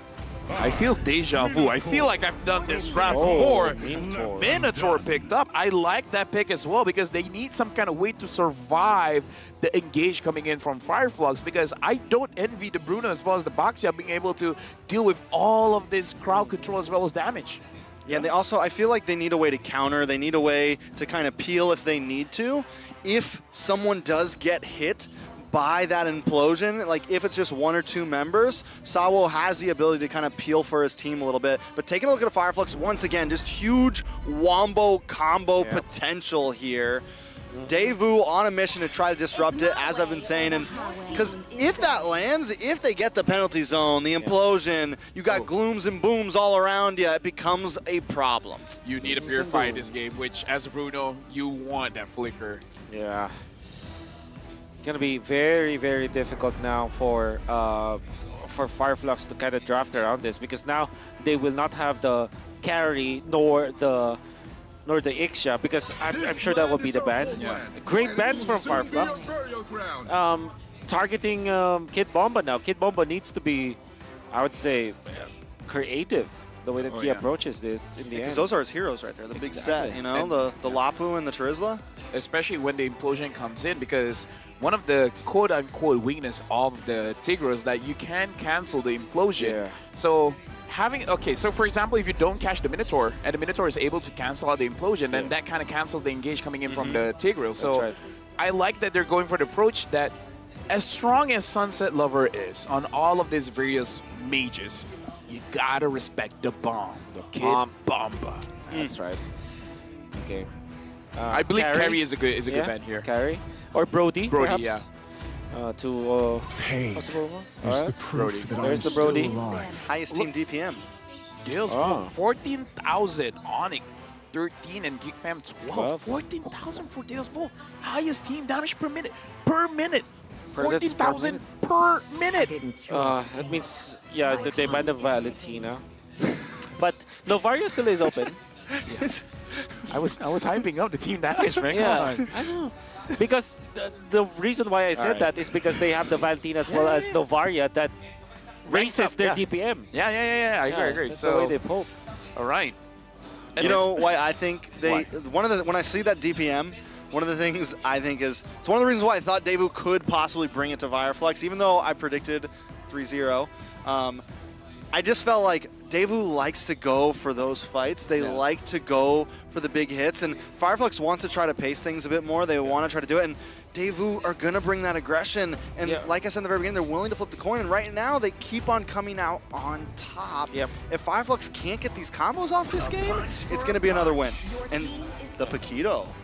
I was actually thinking Bamba. Paquito or Khalid for them. Khalid obviously is a great choice for like raising the tempo. But when it comes to splitting the map, there is the Paquito. I will not be surprised if Deusvult will go for something like an Angela as their as their position 4 hero. Because it makes sense it's a combo of Fireflux. For Deusvult? For Deusvult, that's right. So having a mid-Angela. That's Yeah, gonna be very mid-Angela. interesting. So this is Beatrix and perhaps Akai for Fireflux. My question is, should Deusvult consider a lane clearer? Because with their composition right now, I do see the scenario where Fireflux, they want to group up so the Paquito can just go on a solo Go for the lane, Leomord? a solo journey, and just deal with everything else. Is this the Leomord This again? is Leomord, but then again, there's a lot of control. Swing. Oh! Annie. That was my fourth Not guess. bad. That was my 7th guess. This is risky. Yep. And the Faramis picked up. So yeah, it looks like Deusvult, they're opting for a 4-1 composition where the Paquito can go on a journey. A journey of self Spiritual journey. A spiritual journey, finding himself on towards a crystal. Have you ever right. been on one of those? Spiritual journey? I Out have. in the desert? I have. When I'm solo queuing and I don't like my teammates, that's what I do. And I'm the roamer. Not advised. You are, you take quote-unquote roaming literally. Yeah. Ladies and gentlemen, don't do that. If you're a roamer, go for your team. The composition here, not gonna lie, I'm lacking a little bit more for Deusvult. Especially because you have the Fanny on the opposite side where it's easy Risky. to say that the Minotaur illness is not enough to catch up with you. And you have the backshot. Imagine what he has to face now, right? Well, Minotaur as well as the Paquito and the backshot. I think that's difficult. Well, speaking of difficult, this is going to be a difficult match coming into match number 2 for Deusvult going up against Fireflux, where again, just to remind you guys, Deusvult won game number 1. Can Fireflux equalize? Let's jump into the Land of Dawn. I'm excited about this Fanny pick. I'm wondering though, is it going to really be, they already have decent damage with Rosa and with Sunshine, so I think honestly the TNZ could end up becoming more of a split pusher here, could end up becoming kind of their saving grace if things go bad in a sense of Deusvult starts winning out in the team fights. It's kind of a possible answer, but Kid Mamba, Sawo, and Sunset Lover all grouped up here. A little bit of damage, but nothing too crazy. TNZ maybe looking for an engage here. Wants to try to fight for the Litho Wander. Alien also working his way around. This is, what, 4 people right now for a Litho Wander. This is a lot of pressure for the first neutral objective, you can say. Wait, Kid Bomba gets a little bit of damage there. Kid Bomba gonna take some damage back though. Rosa also there to zone away, and finally the Litho Wander goes down. That whole scenario would have looked better if there was a Clint there. Yeah. If there were 2 Clints there. Right? Exactly. You don't want to pick him up. I'm actually just surprised that there was a big tussle around the Little Wanderer. Just really For just a Little Wanderer. It matters. That's a big Wanderer. Yep. And by the way, Flux Esports deal with it in a very smart manner. Oh, gets it. Who gets it? I don't think TNZ got that one. I think Matador was still able to secure it with the burn. TNZ came a little bit too late. Yep. It's weird to see that kind of exchange, but Flux actually waited for the shield unity to be down, and then that's when they fought. Very smart way to deal with it. And they had to spend Flicker though onto Alien on their Terizla, which means that Flicker penalty zone will not be available in the first turtle fight. So maybe that is something that Deusvult might be celebrating now. I just like how Rosa uses the Lilia, making sure that no one has a rotation coming in. Bro, she plays that Lilia like an EXP laner. Like she's like she really does. And now first turtle on the map, Magister Sawo, Kid Bomba up against Alien Apex 47. And it looks like Tianzi's gonna take a little second, go back to the purple buff. Great reset. Good reset. Magister also, maybe we can go back to the orange buff here. Both teams taking it slow. Yeah, I agree with how Fireflies is going for this. Kid Bomba! Bomba! Bomba down! Wow! First blood! I mean, that's one way to play the Fanny. I actually agree. I kind of feel like in this patch, going for the EXP laner might be better than the goal laner. I feel that way. Yeah, especially if it's a Pakido, right? It's not if it's a Bomba. Lapu-Lapu, it's not a Terizla where it's difficult to take out. That's a Kid Bomba that didn't have the champ stance in that team fight. Skirmish, I mean. Turtle back up. Kid Bomba gonna go back up to the EXP lane. Alien as well. Apex 47 just holding on to this turtle, waiting for TNZ to get here. Kind of babysitting a little bit of a Rosa in a bad spot. Gonna take a lot of damage. Able to black shoes back though. TNZ looking for the kill. Sunset Lovers pops the Netherrealm. Nice knockup from Apex 47 there. Kid Bomba and Sabo though here to help out. Apex taking a little bit of damage. Alien there as well. Decides not to use the penalty zone. Ever so patient. No one has taken the turtle yet. At 3 minutes 40, but this time because the Fanny didn't have the energy anymore, gets out. Now done. Whoa! TNZ showing what he's here for. Alien comes in with the penalty zone. Rose also dropping some blooms on top of Sawo there, but no kills happen. Oh no! Fireflux come out on top. I was gonna say Deusvult just played that well because they know that the Fanny will be just getting out. Nah. Just recalling, nah. That's the reason. Nah, fam. No, fam. Never let them know your next move. That's right. Make it look like you're not contesting. Yep. So that when you do, they're like, you're not supposed to be here. Then you just pull up and go, nah, fam. Nah, fam. You take the turtle. I'm straight up busting right now. That was bussin'. Bye, Felicia. TNZ be bussin'. Bust down, Tatiana. Yeah, and then Dave said, "No way, Jose." Exactly. No, I mean, You're doing great. Yeah, you know, that's oh, TNZ, Rosa. Dynamic duo on the mid side. TNZ takes him down, and Rosa actually picks up the kill, which I think is good for Rosa right here. TNZ already got one. Give another one to Rosa. Keep your mid game strong. Carvey gonna get a little bullied here, but Matador's here to help out. Apex with the dash away. Out comes Nibiru's passion. Implosion. The Sunshine's not ready for it. Apex 47 still goes down. Damage output from Carvey is gonna be enough for that one. That looked like a really good pitch coming out from Flux Esports, but eventually the speed from the backshot, the way that he is able to catch up. Ooh. TNZ wants it. Cutthroat. Not able to get the kill though. TNZ backs off. Yeah, Carvey for now. This is one of the things that Bruno can do, is that Bruno can fight against the Fanny just because you have a lot of criticals, making it so that you can burst her down very, very quickly. And the moment that Carvey has that Has Claw, he can survive. He can get back his HP that he lost to TNZ. A little more skirmish in the mid side, but still both teams taking it not too fast. Fireflux looking for it, but Deusvult, very good. They did the same thing last game. They're very good at like denying those aggressions. They're very good at denying those team fights, stopping Fireflux from getting too much from them. Second turtle now up in the game. both teams, I gotta say, have very good discipline on that trigger finger. Yep. This will be tested once again in this upcoming turtle fight. And this is just the second turtle, in fact, at 6 minutes in. That's how slowly they are handling this game. But the Fanny is well away, and this should be a guaranteed one for Magister. TNZ wants to get the orange buff, but No, he's waiting for someone. waiting for someone. Well, The who cavalry it? is here. Oh, 1 versus 3. He's okay with it though. Sawo also there. Tianzi's gonna bully. Did he retry that? He did. He retried that. Hey, any win is a win. Any win's a win. Any win's a win. Litho Wanders, Golems, whatever. Yep. What do you call that minion again? That creep It's, again? if you- The rock thing? If you want it to be a golem, sure. Yeah. No, I think it's a golem in different like terrains. What you call it? The battlefields. The base one is called the Rock Ursa. The rock Orsa. Yeah, The but rock in Orsa. some of the maps, it's lava golem Lava Golem.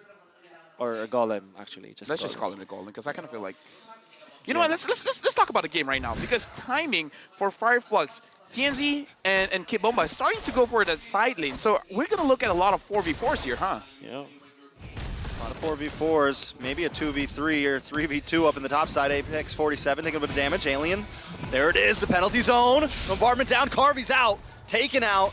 Sawo does get the Minoan's Fury off to disengage, but he's already lost his marksman. And Carvey did not expect that second flurry coming out of Fireflux team esports with the flicker coming out from Alien. Then, obviously, Sunshine with the Ben's Rage all prepared. They get the kill. And that's a massive kill, in fact. Carvey out for a minute, almost a minute. Right now, it looks like TNZ is not having a good time against Kid Bomba. So at this point, it's like they're just basically equalizing each other. It is about those team fights, which for Fireflux, I kind of feel like with the AoE that they have, they should have a very good advantage, especially if they can do what they did just now and catch Carvey, especially because Carvey doesn't have the Purify now. If the timing is good, they could punish Deusvult heavily. You can definitely punish them. Fireflux, though, still, I mean, they feel like they're in control. And look how much Tianzi's been hanging out on the bot side. This is what I meant, where we might start seeing him a little bit more helping out with the team in other places on the map, dealing with Kid Bomba here. Because at any point, Tianzi can swing in and get to that objective. And that's what's going to change this from a 4 to a 4v5 to a 5v4 at any second. 4v4, 5v4, whatever. You know. Yeah, because I You thought get that it. was, I You thought get that it. was what it said. You get it. Okay, yeah, sure. Apex. Oh, explosion.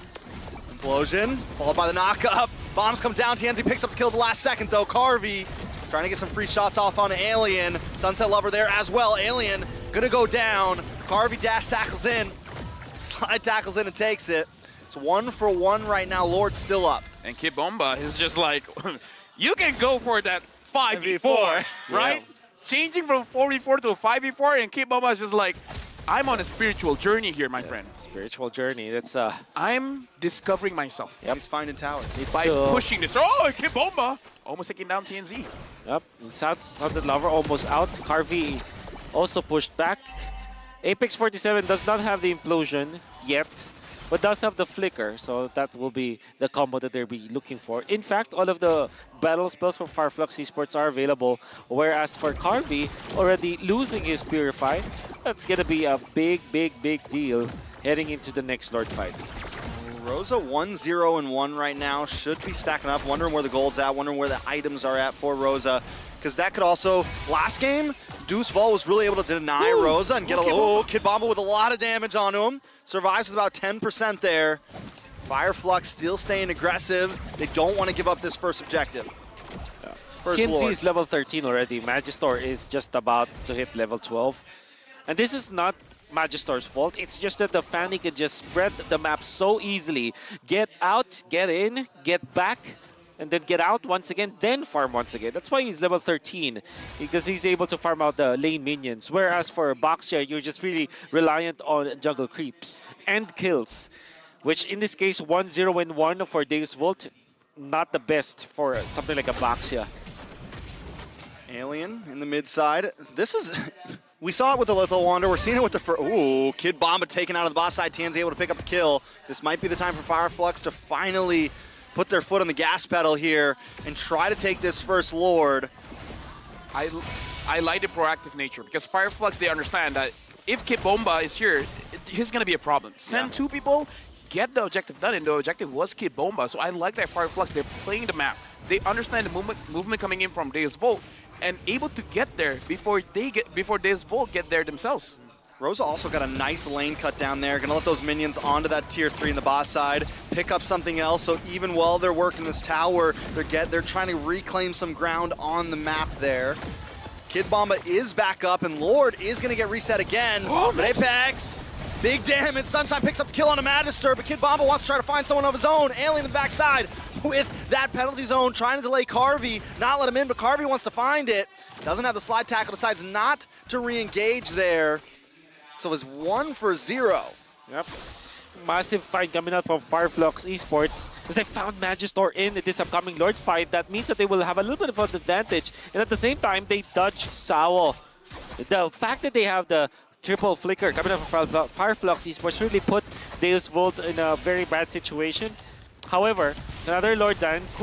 Magister is going to be able to reach this because he is... penalty zone right onto Carvey. Finds the kill. Rosa picks it up, though. Puts the kill right in the pocket as TNZ takes the Lord. Alien goes down, but that is a cheap Lord in my book. Dude, I got to say, Fireflux, they're using the draft beautifully. The amount of setups for Rosa is great. Apex 47, those implosions are really making a difference here for Fireflux Esports, making all those kills look easy. Oh! TNZ under the tower, looking for Sunset Lover there. Kid Bomba as well. Takes the damage. Rosa pushing forward, and Fireflux controlling the map right now. Well done coming out Fireflux pushing in the mid lane. In addition to that, they are always forcing out Carvey. Carvey now doesn't have the Purify. We'll have it 46 seconds from now. And just go back, Kid Bomba. You can see Rosa with the Lilia. That is disgusting. They strangled him there. They just held him there. Stay here, we're gonna take you out. Dude, the Thorn Queen, man, on this Lilia is a different beast altogether. Like, it's an AoE damage, but the focus he has on those glooms, it's painful. Very clean with it. They're gonna try to crash into this tower. Now, Lord has already been taken out, but they've taken everything from Deusvult here. Nothing but inhibitor stand, and TNZ looking for an angle as well. Sunshine holding the front side. And look at Apex 47, you know he's looking. He's hunting for that implosion right now. He's positioning himself right against the wall, looking for the flicker. He has it. He's ready to go. He's just saying, let me pull the trigger, guys. Let me pull the trigger. Dude, I gotta say as well, the way that Fireflux Esports has been moving as a unit, it's very disciplined in the terms of they understand the order that who goes in first. Like, Rosa will try to chunk them down, but Rosa won't fully commit until one of the engagers, either Alien or Apex 47, says, hey, you want this? I can start something up for you. So I feel like Fireflux, they're really looking at Apex 47 and Alien. If they say go, they go. Yeah. Good initiators for sure for Fireflux Esports, and I think that they have woken up. The game number 1, their engages were quite dicey and was ill-advised, but now it's perfect. Damage on a Magister there. Cult Altar does Apex. come out. Watch for Apex with the conceal. Does get stopped in his tracks. Magister still goes down, and Sunshine finds another. Sunset Lover knocked out. Fireflux now 5-4. God, Sunset, that's the thing about the Faramis, man. He comes back so fast every time. You thought that he didn't die. Yeah, for a second, I'm like, wait, it was only a one. They only got one? But they kind of need that more. The stacks will not be easy for the Faramis now. Fortunately, they have a lot of defense in them. And you can even argue that Magister just made the sacrificial play. But at this point, I think that Fireflux Esports, they have found their mojo. You can see that Alien is very confident initiating now with the penalty zone. They have Apex 47 to follow, even going for the solo conceal plays. And TNZ, obviously, the confidence, man. Kid Bomba is going to be able to get away from this. All 3 of their damage dealers have 0 kills right now. Can I just say, Apex 47 makes me want to play Tigro. This is what we call idol. Idol. Yeah, it's a Southeast Asian thing, like idol. idol. I got you. Whoa. Beyblade's down here. Wall spam. Wall spam. That's the... Usually, people die by that time. I feel like even TNC is like, okay, this is getting a little bit long. My thumb hurts. It's like, yo, Rosa, help. TNZ gonna take the Lord there. Fireflux on the uprise. Deusvult gonna have to back up. Apex looking for it. Snipe shot lined up as well. Carvey busted down. Gonna have to go back to the base, but the Lord coming soon. Yep. Lilia straight fire. Fire Flux. It's going to be a lot of damage that they dealt in a span of a few seconds. And TNZ is so confident now to the point where Magister is going to be chunked out easily. Getting zoned out. Imagine getting zoned out by a Fanny. Sunset. I mean, Sunshine finds the sunset. It's getting dark today for Deusvult. Fireflux trying to move in. Fireflux wants to tie up the game here. Lord at about max health right here. A little bit of damage on Apex. Magister goes down. Sunshine's here. TNZ wants to take them all out too. Kid Bomba falls next. Double kill for Sunshine. Sawo looking for the escape, looking for the defense, but that's it. The Crystals taken out, and Fireflux takes game 2. What a perfect way to start your Saturday with a best of 5 that starts with the equalizer. The score right now, ladies and gentlemen, is 1-1. We're looking at this best of 5 to potentially go all the way. And that was a beautiful recovery coming out from Fireflux Esports.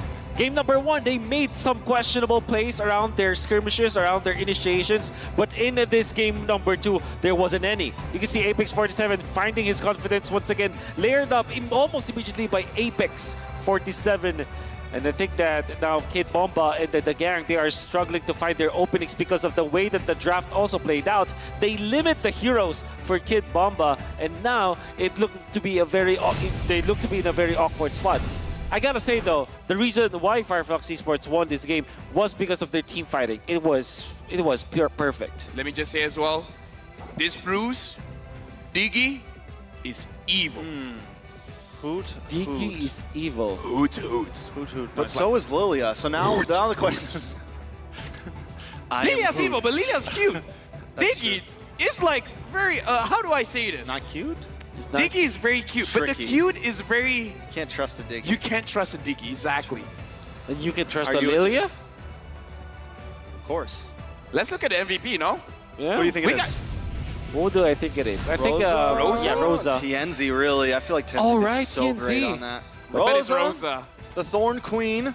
A fair one, had a rough game 1 with the Lilia. Came in, they trusted Rosa, they gave it to him again, and there it is, 4-0-8. Yep. Now that I look at Lilia, she does look evil. Yeah, she's definitely a little. Especially with that color grading. I have a friend that has a kid. I don't know if it reminds him of her kid. Who's that? Who's that? I have a lot of friends. A lot of my friends have kids now. You know, some are 3-year-olds. They look cute, but they can cause havoc. Havoc, monsters. You can't trust girls that are like 3 feet and smaller.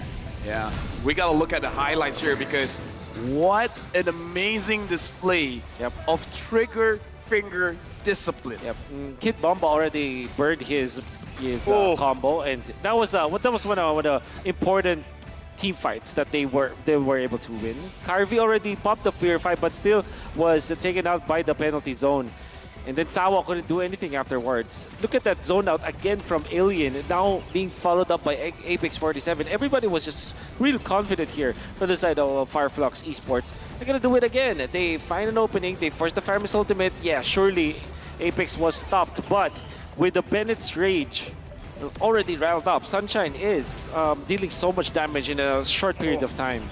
Again, I feel like Fireflux, they have this system. They have a step-by-step way to start a fight. And they ensure that if they want to fight, they got to follow the steps.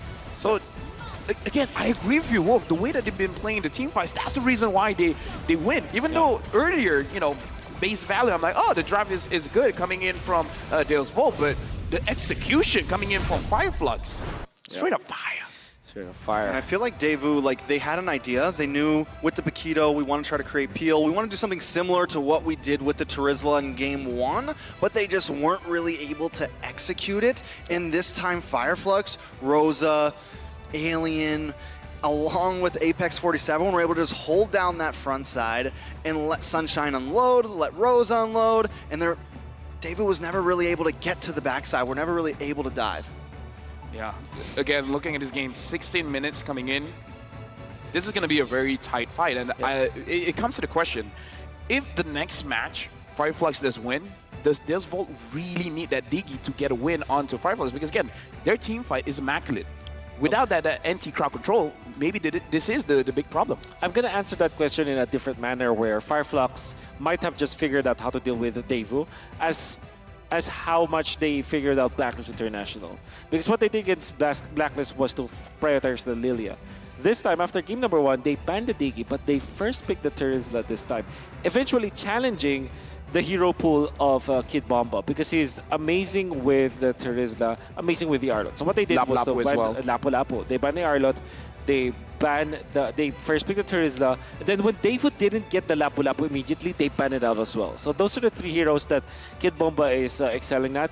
Unfortunately, a split pushing kind of hero like the Pakiro, it doesn't look good, Kid Bomba. In fact, there was even an event where he went for the split push down the bottom lane, but wasn't able to finish it off. Yes. It was almost with a sliver of HP for that turret, but that turret lived. So, in order to answer your question, Lafel, it may not be just the Digi, but it's a combination of banning the Digi, getting the Lilia, as well as limiting the heroes of Kid Bomba by picking the Terizla, banning Yarlot, as well as the Lapu-Lapu.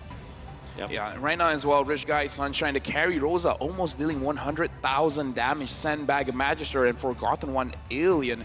Again, Fireflux, it looks like game number 2, they really reinvigorated themselves, and Deusvult, they got to start figuring out how do they deal with this engages coming in from Fireflux, because they got to purifies and everything like that, but Fireflux, they're very patient. It's like, we just trigger the Purify, is going to be a good 100 seconds, but by 100 seconds, we can re-engage. Just the back and forth, and they honestly just the relentless pressure, even with TNZ there, just when you think you're safe, TNZ's coming in from the backside. Just when you think you're safe, Apex 47 is trying to get another one, or Sunshine's dropping the bombs on you. Taking a look at some of this though, Rosa with 99.4k damage, just, I felt like there was just non-stop glooms the whole game. 10 more seconds, it'll be 100,000. That's true.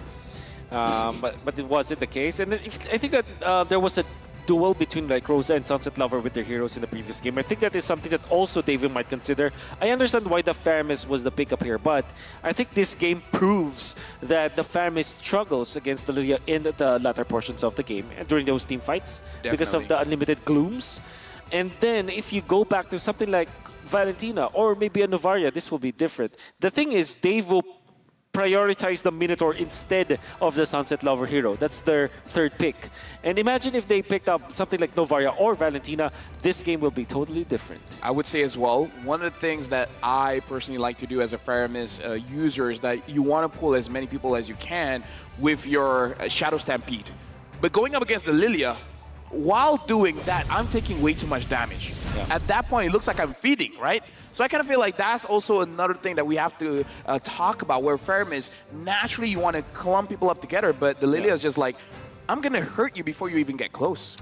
Exactly. That's the main selling point of the Lilia when it comes to the mid-game. Before even the fight starts, you're already poked down. And I gotta say, Rosa played in a very different manner compared to other Lilia players, right? He, like you said, you guys said this, he acts like a XP laner. XP laner. He zones out people, and with the Purify plus the Black Shoes, you're guaranteed to get out of the team fight. I gotta say, looking at this match, I kind of feel like we need a breather as well. But not just a breather. I kind of feel like we need a little bit more information. It's a good thing for this knockout stage. We have our lovely host to get a little bit more information or get us invigorated. And with that being said, we're gonna look for our host. Oh, they're somewhere down on the stage. So if you guys are ready, let's see. What is the host doing?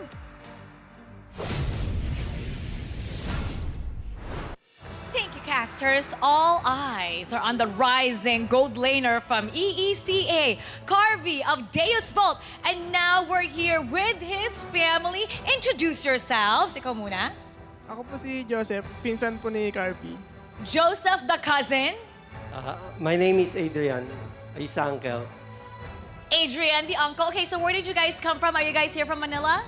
I'm from Caloocan City. Caloocan, just very near. It's about like 30 minutes away. How about for you?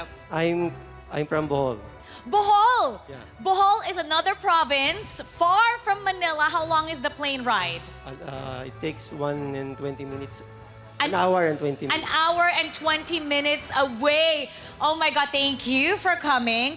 How does it feel, by the way, to watch him live and compete in the international stage? Actually, excited ako na makita yung Actually, hindi niya ako tito, tito talaga na... You're not the real uncle. Yeah, You're the fake uncle. no. Actually, yung tita niya kasi yun yung asawa ko. Kaya nagkikita niya ako. The aunt is the aunt by By- blood. Yeah. So, but you're still the uncle, just not by blood. Okay, so you're still family. I thought we have an imposter in here. Okay, so yeah. So right now, what are you feeling while you're watching him representing his country, his region here in the Philippines? Sobrang saya ko na makita ko si Carby. Kasi malit pa lang yan, tinuring ko talaga siyang tunay na pamangkin. So, from Bohol, umaya talaga ako dito para mapanood siya. So he's saying he's really proud because ever since Carvey was young, he treated him like his real, what's pamangkin? Like his Nephew. real nephew. But he is your nephew. You're married to the aunt. Yeah. You're married to the aunt. That's the real nephew. Own it. You say, Carvey, you're my real nephew. Carby, you're my real nephew. Okay, there you go. The real. People are giving you a round of applause. Okay, how about for you? Your cousin is playing. Siyempre po, nung nagulat po ako na isa na siyang pro player kasi dati yung maliliit pa lang kami. Si Carby po talaga napaka-kulit na bata talaga. Tapos yung itong lumaki-laki na siya, wala po talaga akong idea na magiging pro player siya kasi ano po siya, You didn't know. student. Okay, so he was shocked to realize that Carvey has become a pro player. When Carvey was young, he's very makulit. Makulit is like not so naughty, but very hyperactive. He's like me. So, okay, he's like that, very hyperactive. And why is it so shocking? So basically, you didn't know that he's become a pro player since when? When did you find out? When he was coming here? Yes. You only found out when he's coming here that he's a pro player? Yung naglalaro pa po sila nung Europe, nanalo sila. Doon ko po. When he won in Europe. That's, so you get this thrill. So how, I heard that Carvey basically learned how to play ML because of his cousins. Are you the cousin that taught him? No. Not No. Why? Cousin from Bohol. The cousin from Bohol that's 1.5 hour away plane ride. Where are they? Well, how come they're not here? Actually, I don't know. Cousins, where are you? You taught him how to play. You guys should be coming here watching him live. So how did that come about? Was Carvey like a fast learner? What did the cousins say? Are the cousins like, I taught him? What are they saying right now? Do you talk to them? Yeah. Do you talk to Before binubuli po kasi si Carby ng mga You bully Carvey? ng mga cousin niya po. Binubuli The siya before. cousins. So, But you're the uncle. So how do you control the... so, syempre, ako yung tagapagtanggol ni Carby. You're the protector of Carvey. Okay, how do you protect Carvey? Wala lang. Kasi may mga times na minsan si Carby, umiiyak siya. Carvey cries when he gets bullied by the cousin. Yeah. Sometimes, tapos minsan, pumupunta siya sa lolo niya. Minsan nakikita ko, yung lolo niya yung talagang tagapagtanggol niya. So when he gets bullied by the cousin and he's crying, he goes to the grandfather and the grandfather defends him. Yeah. But that's the same cousins that allowed him to learn how to play ML. Yeah. So the bullying was worth it. Yes. Because now he knows how to play ML and now he's fighting here on stage, champion caliber. They're the dark horse right now. Do you play ML? Yes. What rank? Mythical honor. Wow, mythical honor. Do you play with Carvey? One time. Yung Just kahapon one lang. time? Kahapon lang po. Just yesterday? But that's your cousin. Because sa ano po siya, masyadong busy pa sa... Because he's really busy. Well, good thing he made time for you. Hindi rin kami makapaglaro kasi sa Europe and Philippines. Europe and Philippines, so different ping level. Well, that's okay because he's really good. So even though he's a different ping, he could still match with Philippines. That's okay. He's a pro player. So right now, Carvey's watching. What do you want to say to him? Tito, you go first. What do you want to say to Carvey? Right there. Wait, don't look at yourself in the Don't look at yourself in the screen. Look at yourself in the camera. Look Carvey in the eye right over there. Okay. Okay. Carby, kaya mo yan. Basta, alam mo yung mga sinasabi sa'yo ng mga pinsan mo. Yun lang. Wala yun. Kayang-kaya yan. Okay. Carvey, you can do it. You know what your bully cousins are telling you. So go ahead, good luck. You can do it. You can do it. Just like what Lingler says. Good luck, Carby. I know you do your best, and good luck. Yeah. And good luck. We heard it from Carvey's family, and we hope that pumps him up even more. Getting ready for game number 3. We're gonna go back to our casters. Pasok. Thank you very much, Mara. And as you guys heard, the bullying was worth it. why Mara I'm such a good 2024. What? That's why I'm such a good caster, because LaFell bullies me. Hey, Oh. shut up.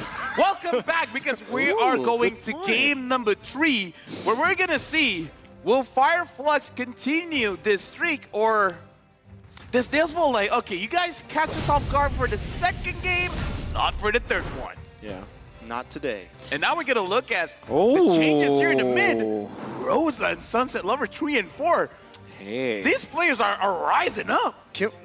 It's insane to think right now, and I mean, it's not super insane, but for once, It's pretty in MC, insane. it is to have a EECA region player and a Turkey region player be in the top 3 and 4. Did you come into M Series thinking you'd see something like that? Above UA. Above UA, above A boy, right? yeah. Who's made waves in his own region. And yeah, it's insane. At the same time, I'm very happy that it happened, right? Rosa, I think that he deserves the spotlight for sure. Sunset Lover, you can see his improvements as well all across all the years. And Rosa can play different types of heroes, can play in different types of strategies for Fire Flux. We're yet to see the Turkish Delight for Fire Flux, right? Dude. So I'm excited to see that too. I feel like the Turkish Delight has evolved even There's many more different flavors. in many more ways than we can consider. Because again, the way that they've been dominating in this M5 series, it really comes to the question. I feel like if we get an interview with them, we gotta understand what have they been doing for the entire year? What got them this strong? What did they eat? Etc. etc. I think they tried ube, or maybe What's ube? It's a dessert here. Oh, Is it you haven't- actually? It Yeah, is. yeah, Wait, you're telling me it's like actually a Yeah, dessert? it's It a is. food. It's a food. It's food. Yeah, you never tried ube before? No, you guys I won't mean- take me anywhere. Listen, Well, listen. It's true. Hey, Shut relax, Lord Wagner. You just came yesterday. Yeah, it's 2 days yeah, ago. chill. Hey, 2 days it's all ago, right, actually. Hey, Yeah. we went out to eat yesterday, all right? All right, all right. Okay. You know went that? out yesterday? No, Wolf didn't dude, know dude. that, Oh, bro. dude. Now the world knows. All right, back to Deusvult up against Fire Flux. Listen, Wolf. This is treason. Wolf, I needed some time away from you. To be fair. I need to recover. Okay. I Well, cried. Yeah. I cried. Can I just say that I also cried yesterday because I felt that, man. I hate betraying LaFell, you know? Well, I don't care. We're going to get to this. No, legit. Thank you for that. Thank you. So, again, both mid laners are impressive. I think we've gotten to the point where everyone here is impressive. I Bomba, you Bomba, we all Bomba. Have you changed your in-game name yet? Most of us changed our names to name Bomba. Why not you too? Again, Okay. I'm Bomba Bell. Oh. Pow Bomba. Pao Bomba. Bomba. Who's the next one? Who's the next one? Yes, click on your pro. Oh, Tien Bomba. Okay. Okay. All right, who okay. else is a Bomba here? Any other Bombas in the crowd? Oh, look at that He kid, loves Bomba. it. Bomba, He loves Bomba. You're a sensation. Dude, even in the Facebook groups in Malaysia, they've been loving this guy. Yeah. So yeah, Trex Bomba, Wolf LaFell Bomba. Bomba, 8 Bomba. Again, you Bomba, I Ocho Bomba. we all- Bomba. Yeah. Yeah. It would be interesting if Ocho Gahaba does change his name to Ocho. Gabomba. Gabomba. What? Ocho Gabomba. Ocho Gabomba. I love that. Yeah. So we have Kid Bomba, who's definitely Oh, why are you doing earning it some for? fans. Yeah. We have Rosa, who's been earning some fans. Rosa Bell. Rosa Bell. Bell? Fell. P-H-E-L. Rosa Fell. So, Oh, so my name is, okay. the La is interchangeable. Fell stays. So. La Fell TZ, that was the first one in M2. Okay. And then we just keep on changing. Rosa fell, Bomba Oh fell. my, fell TZ. Oh my fell TZ. What else? Do you guys think Bomba will Sirius become a- fell? What? Do you think Bomba will become like a TZ cutie? Yeah. Yeah. Oh why yeah. not? Definitely. 100%. Super. We got the supers, Super the teasies. Bomba. Super bomb. The Super combination of Bomba. two houses. Oh, Exactly. You know what? You know what? I'm all for it. I am all for it. yeah. Super Bomba Teasy.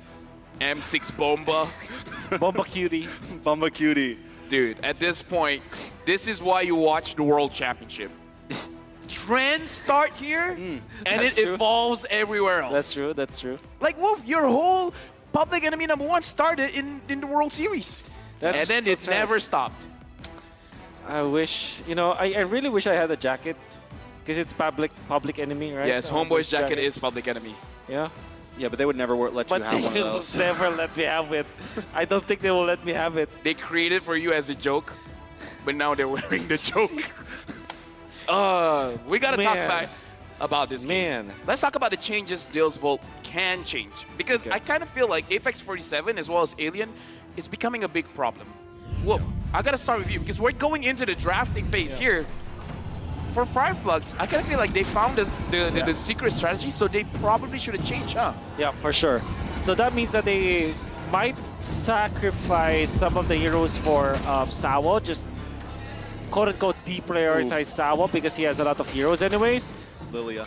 And then they branded Lilia. Okay. Another, yeah, I think that I love that. they will first pick the Turtles this time. Hey, you know what? I'm all up for it. The Riz. Right. The Riz. Rizzler. I'll pick it up first pick. I'll play it mid. I don't care. Yep. This time, Fireflux, though, forced to change things up because now they're second pick, right? So you do leave some things open. The Nolan's still open, and with Lilia and now Diggy, with both of those heroes now taking up the ban pool, it means that more things are going to be open that were not open in previous games. Yeah. So now I think Game 3 is when things start getting a little bit exciting. That's right. Challenges their creativity, challenges their preparation. Because again, when your opponent evolves, you kind of have to evolve with them. If not, you're going to be left in the dust. Yeah. Teresa, They banned let's go. Riz? Dude, I'm geeking out here. As an analyst, You think they take Lapu? I'm loving this pick and ban. Oh, I think they want to pick Arlet. Arlet, Arlet or Nolan. Arlet or Nolan. Arlet, Nolan, there's And then when you tons see a of Nolan, options. The Wan's open Wan right Wan now. also. oh, So I'm does, geeking I out. think Fireflux just leaves like, fine, let's do this. Let's leave a bunch open. That way we Yeah. at least get a good swing back on Yep. pick 1 and 2. Angela's open. There's so many things on the playing field right now. This is a coach battle. This is testing their cojones.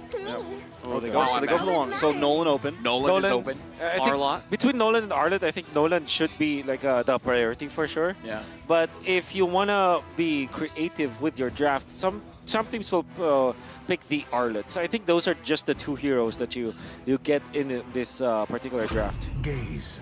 Yeah, They go for Nolan. Of the void. So now Fireflux, they should have seen this coming. Yeah, They for- didn't ban the Nolan. They should understand that Yeah. Deusvult will get that Nolan first pick. Teams have been using the Phoveus to, I would say, good success on the Phoveus itself, but sometimes the Phoveus isn't enough. Yeah, it is. It's just it needs some supplement to go with it. It's a band-aid. Yeah. That means it kind of makes me think that Faramis should be the Faramis. priority here for Fireflux. Arlet for the or Hilda. Oh. Maybe Hilda. Pair that up with the Faramis, maybe? Or the Oh, wow, this is so honest from Fireflux. No flex whatsoever.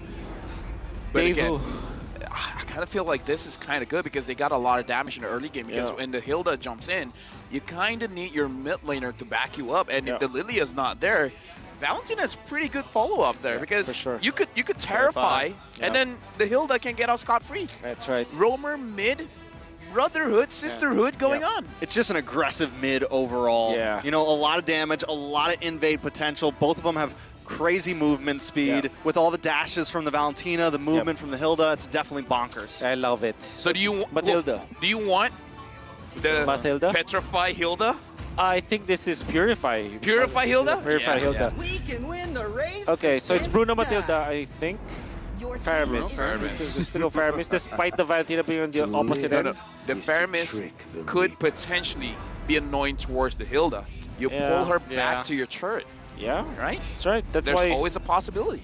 That's why you go Purify Hilda. In this case. That's not a bad idea, really, because you don't Yeah. really need like No, a no, flicker. no. You don't really need Flame shot Hilda. Yeah. Aegis. Hey, flame shot can steal their Retribution. No, I'm just kidding. I wonder if Alien will pick up the Lapu Lapu now, right? Like right now, or maybe fourth pick since they're fourth pick. Or the anyways. Arlot still. Arlot's still open. Arlot would You be are great correct. against the Faramis. That's right. rises when I give the Oh, Oh, Either that the- too. Okay, hold on. I have to say this one. Sunset Lover, the record holder. Sunset Lover's Faramis recorded 240,000 damage in the first game of their series against Homeboys. This is the highest damage dealt in a game in M Series history. Wow. Why do you guys keep coming up with this Homeboys facts? So it was against Homeboys. Yeah. Could we not, like, this is cyberbullying. I will choose. Why are you laughing? Because it makes you stronger. Remember, bullying makes Oh, you yeah. stronger. Yeah, that's Fine, right. you know what? One day this bullying will be worth it. So what do we think? Lapu Arlot ban from the side of FF? Yes, Lapu Arlot. And maybe a Uranus. Oh, yeah. they're not that scared of Uranus because they have the Khalid, but somewhere along those lines, like a sustained kind of X-player. Maybe Edith, in fact. Heroes for Kid Bomba that kind of just stays in front, tanks for you. Maybe even a Minotaur, man. I don't know, man. You know? I would respect that Lapu personally. Yeah. The Lapu is a big problem. Yeah, I think Kid Bomba's so pivotal in their composition, and making sure he has a rough game is huge. But they go for the Tigreal You know what? ban. I respect that. I respect that. Good ban. I respect you. I respect you more, Mr. Bagaman. Thank you. Leomord is another hero that TNZ wants to play, but I think in this particular case, maybe you would rather go Akai and then just double down on your marksman for Fireflux. Maybe get the Beatrix immediately Yeah. as the third pick, or maybe a Claude. Two heroes that are valid, but I guess Beatrix is a more reliable one. So they banaik siya like they did in the first two games. Beatrix as well as Claude looks good for Fireflux. I think the Claude's definitely solid, especially against the Faramis and everything. But have we seen Sunshine on the Claude a whole lot? I feel like it's been a lot of Brody, it's been a lot of Beatrix. I know yeah. he's been on a lot of things, but I'm just wondering with that, it's a whole lot of movement speed, and it kind of. Airthil matches better, I think, with their play style. Yeah, like I with the agree. mole, like we stick together, we do our thing. So I think it's a solid pick. But that means that Minotaur for Deusvult is just a solid pickup, right? It I agree. makes a lot of sense. And then you go for an X-Lane that you can actually pick up the Lapu Lapu here, but maybe they just go Benedetta so that they can at least like spread out the map. Because Benedetta is a hero that at least can sustain or can lane prio versus the Khalid, or at least, not even win, but more like least stalemate. equalize, stabilize. Keep up with the rotations. Exactly. Looking at this Volt, their current lineup, it makes my blood boil. It makes me want to fight non-stop. They have the Nolan, they have the Rhodey, they have the damage. Even the Faramis can start things up for them. Kaja, pick up the Kaja here. Hear me out. Hear me out. Oh, look at this is what I want. Full on aggression. Hear me out. Kaja slows everyone down. And then the Faramis comes in with the Shadow Stampede. Everyone gets clumped up together. That Nolan, that Brody, that Dairoff suddenly hurts a lot because both Brody as well as Dairoff can reduce the enemy's armor. Yep. It's like the Nolan doesn't deal enough damage, right? Deal more damage at this point. And then once Sawo gets to level 4, Oh! you want to pick violence? Hey, We're Mon! picking violence. Aim on! The AA Mon gonna be picked up. So I think that there is a merit for it in a way that it may be as fast as the Nolan when it comes to jungling and dealing with the lanes. Maybe the only advantage of the Nolan is the dash. Actually, I don't know. Does the Amon clear that fast? I feel like Nolan clears faster. I think Nolan clears the fastest. Nobody might be able to match that among all of the assassins. But Amon at least is at par. At par. right. But Hilda is there.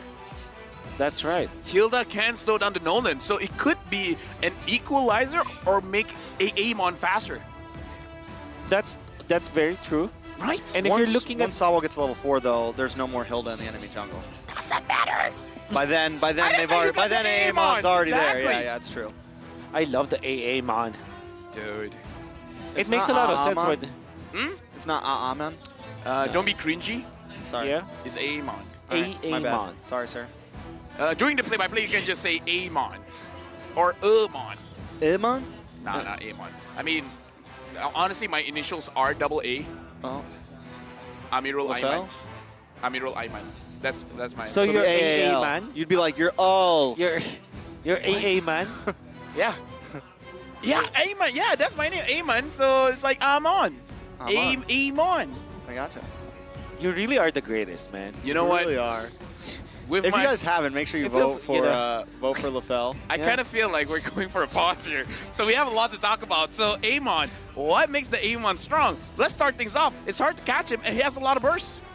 Yeah, there's a merit to to his invisible form. Exactly, his For- invisible form. Yeah, his passive. But then again, his passive, it's more about like getting from one camp to another in the early stages. Personally, for me, it's going in and out of team fights. Like That's you try also to true. burst them down first, and like you don't get it done. You go out, you recover a bit of your HP, Yeah. get your cooldowns, and then you go back in.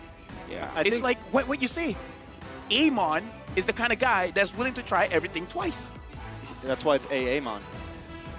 He was Wow. like, he's like, I'm gonna try 2 A's in front of my name.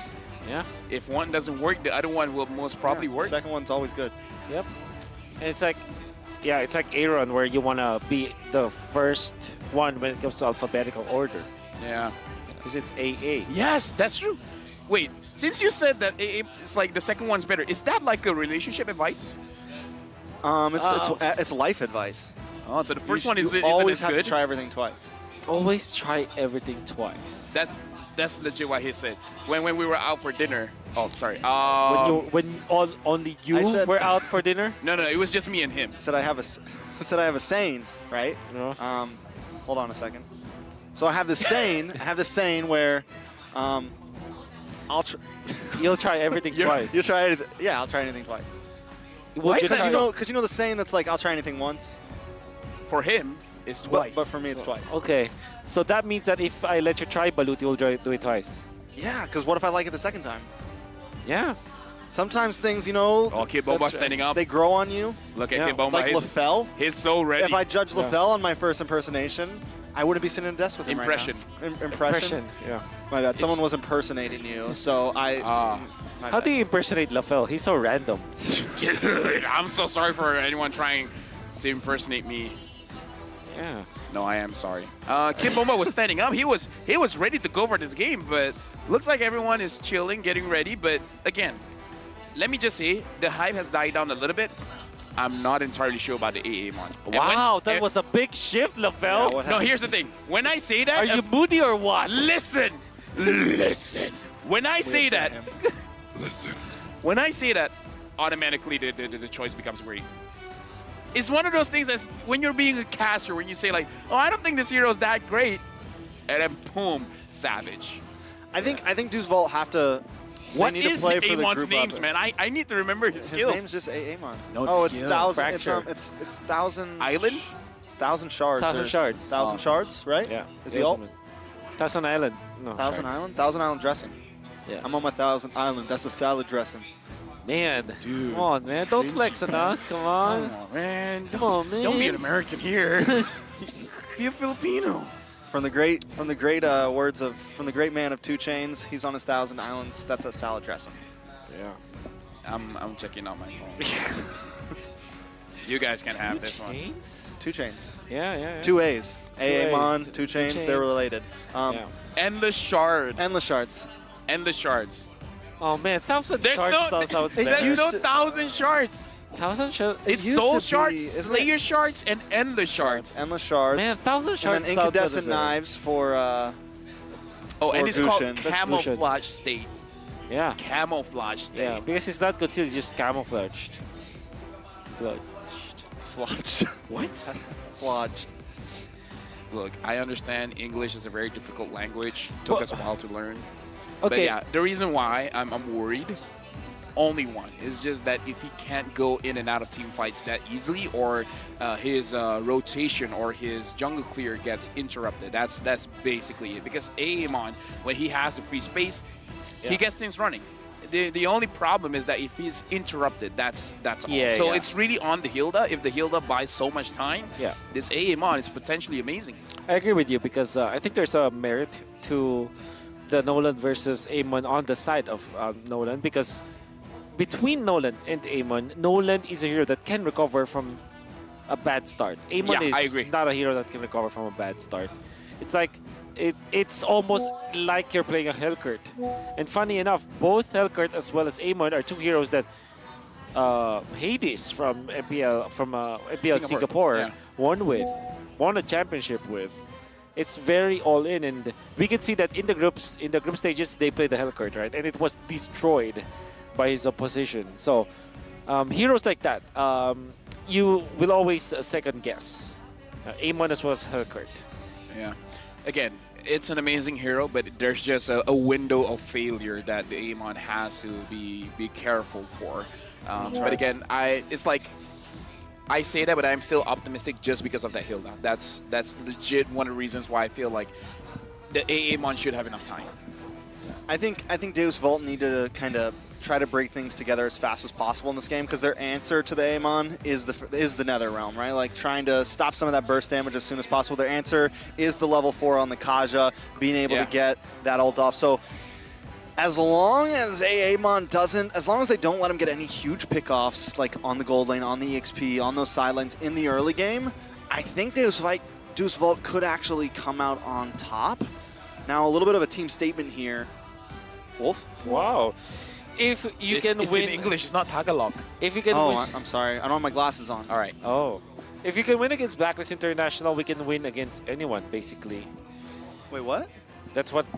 The main thing we achieved, that's not what it says. The main thing we achieved with our victory versus Blacklist is self-confidence. Confidence. I'm sorry, confidence. Yeah. We realized that if we can win against Blacklist International, we can win against anyone, Yeah, basically. That's what I said. Looks like they're like, Onyx, What are you talking about? Onyx, no You problem. skipped the first sentence, so it we threw me off. beat Blacklist. It's basically Yeah, beating man. Onyx. Best in the world. Best in the world. That's Maybe they live in different worlds. I don't know. yeah. No, I understand why they. In my world, Homeboys is still the best. Yeah. Homeboys were able to defeat great world. Geek Fam. And Geek Fam is my world. Homeboys also defeated Blacklist in MPLI. You know who they right? didn't defeat?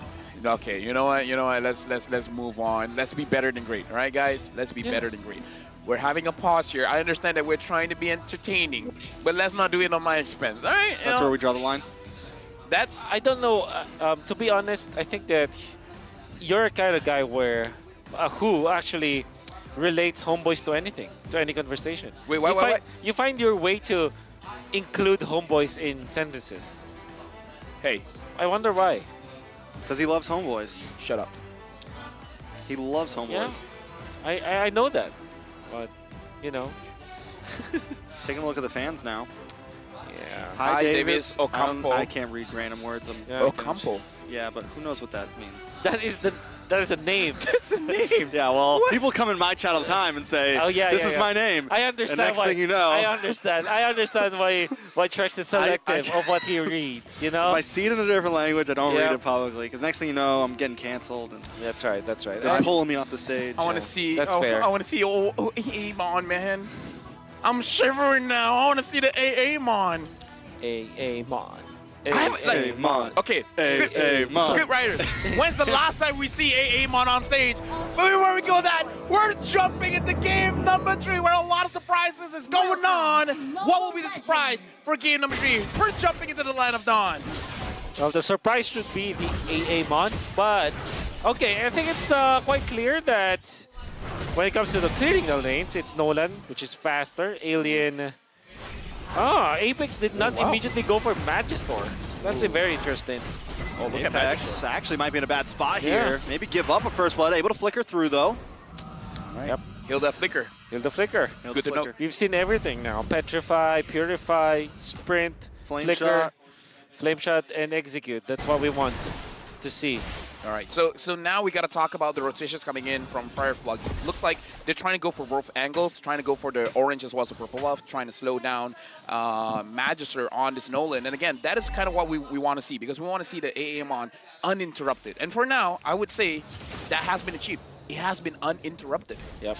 This is also going to be a really tough matchup, I feel like, Khalid up against the Dairoth.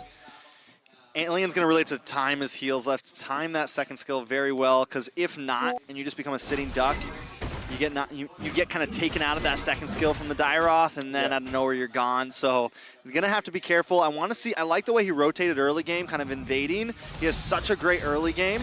Magister though, coming on to Apex 47, a lot of damage. First blood over to Magister. Yep, looks like a very good first engage coming in from Deusvult, but now Alien's taking a lot of damage. Oh, that's gonna be it for Alien. Sunset Lover gets the kill. What a good flicker play coming out from Sunset Lover, and already before the first turtle fight, you already get 2 kills for Deusvult, and absolutely be able to control this turtle. TNZ might not even have have enough shards. Oh no, he has full shards now. He says endless shards. Yeah. All right, so now Sunset Lover is just opening vision, finds Apex 47, Rosa's Alien as well as TNZ. Fireflux, so far, they got a good trade here. Magister first to run away there. Sunset Lover might be next on the block. Alien pops the Sandstorm, but not able to get stunned. Well done, utilizing the wall to just outplay his opponents.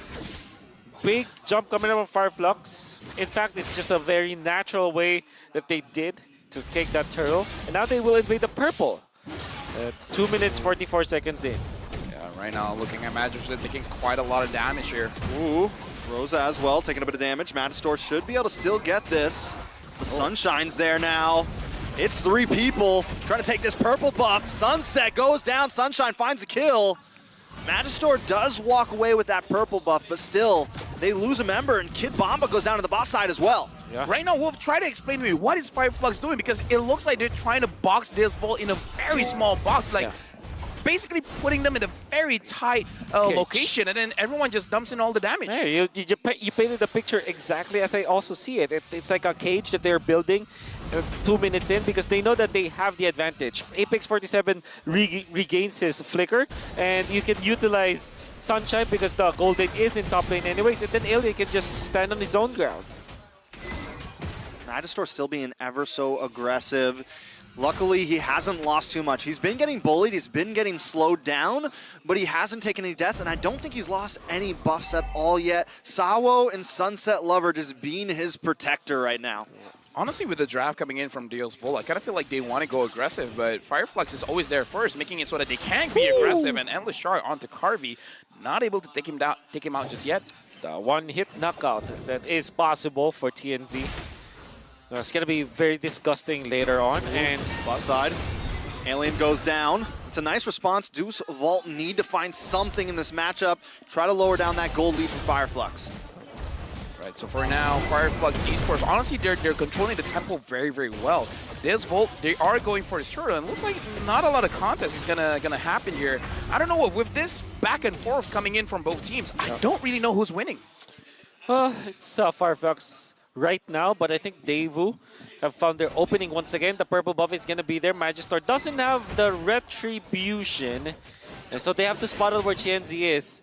Well done, Sawa, and that means Deusvult will secure the purple buff so easily, and that's going to be important for their jungler. Alien as well has been doing quite well going up against Kid Bomba in the laning phase, because Dairoth is one of those heroes that just basically wins his lane. But I do have to say, like, Alien with the with the Khalid can handle pretty well, just because you can top yourself off, just because you take a lot of damage. You can just stay and use the quicksand guard and then get back your HP and basically just neutralize the lane.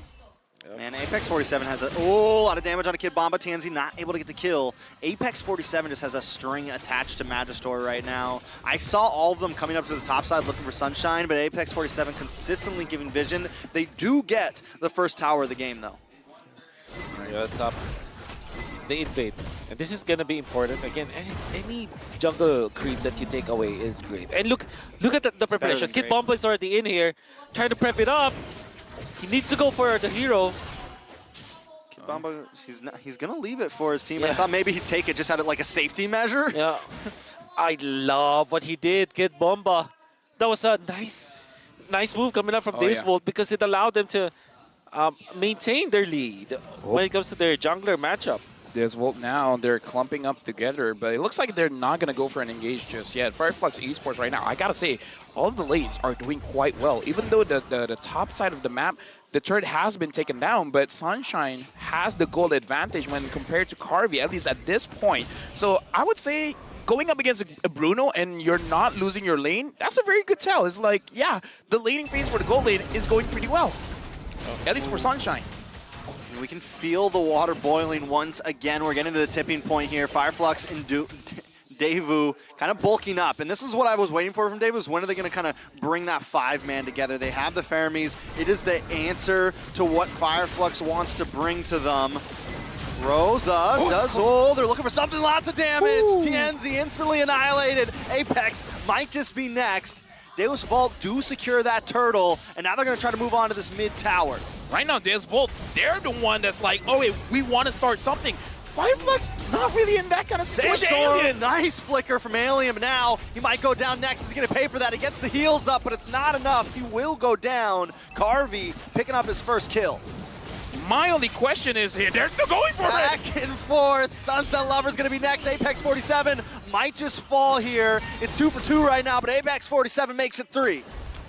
I just want to say, Fireflux, I got to ask the question because their timing of going for fights is a little bit weird because when they're having an advantage, they're not forcing anything through. They're just letting Deusvult start the turtle, start the fight, and then they react towards it. But when they react, it's like, your damage dealer is already gone, but you still want to go for it. Yeah, just like in game number 1, and I think that whatever they were struggling with in game number 1, it is returning for game number 3. They were forcing fights that they shouldn't be, especially because of the timing that they didn't have. Understandably so.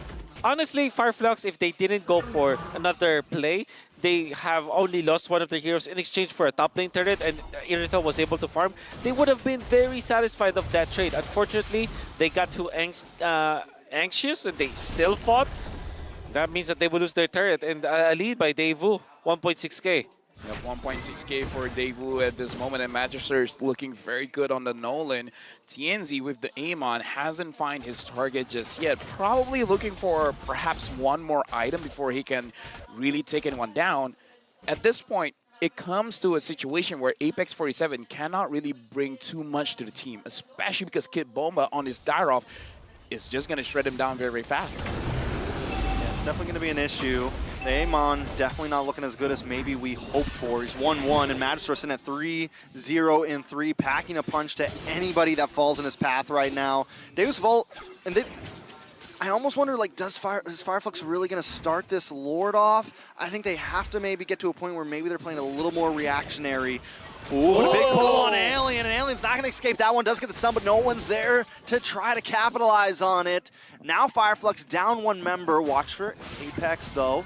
He's hiding out in the bush. Going to try to focus in on to Carvey, though. Might have been a bad spot. Matchstor's waiting for the counter.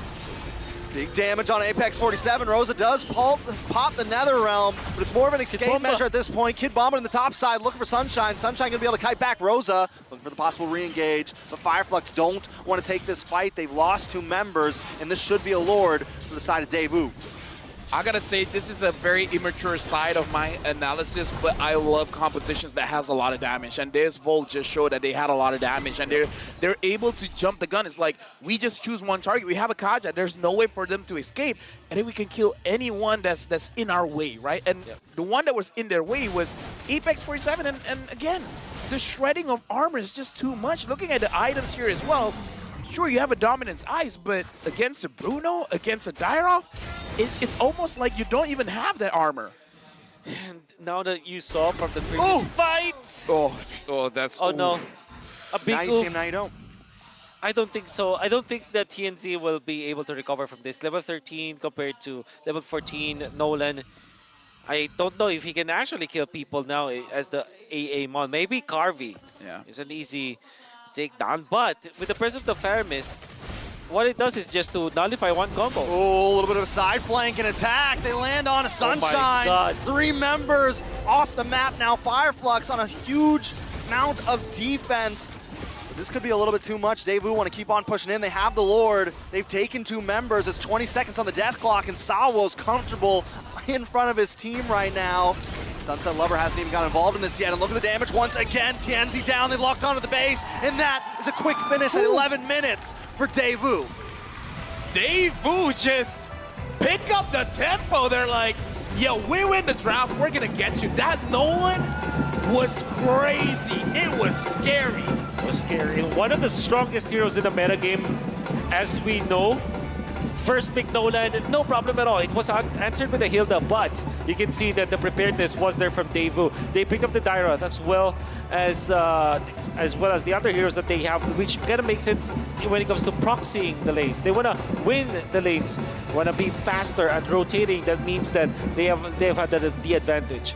And by the way, getting the Bruno plus the Nolan, that's as Dave would say, that's criminal. I gotta say, man, this back and forth, this best of 5, jumping from I win, you win, now I win again.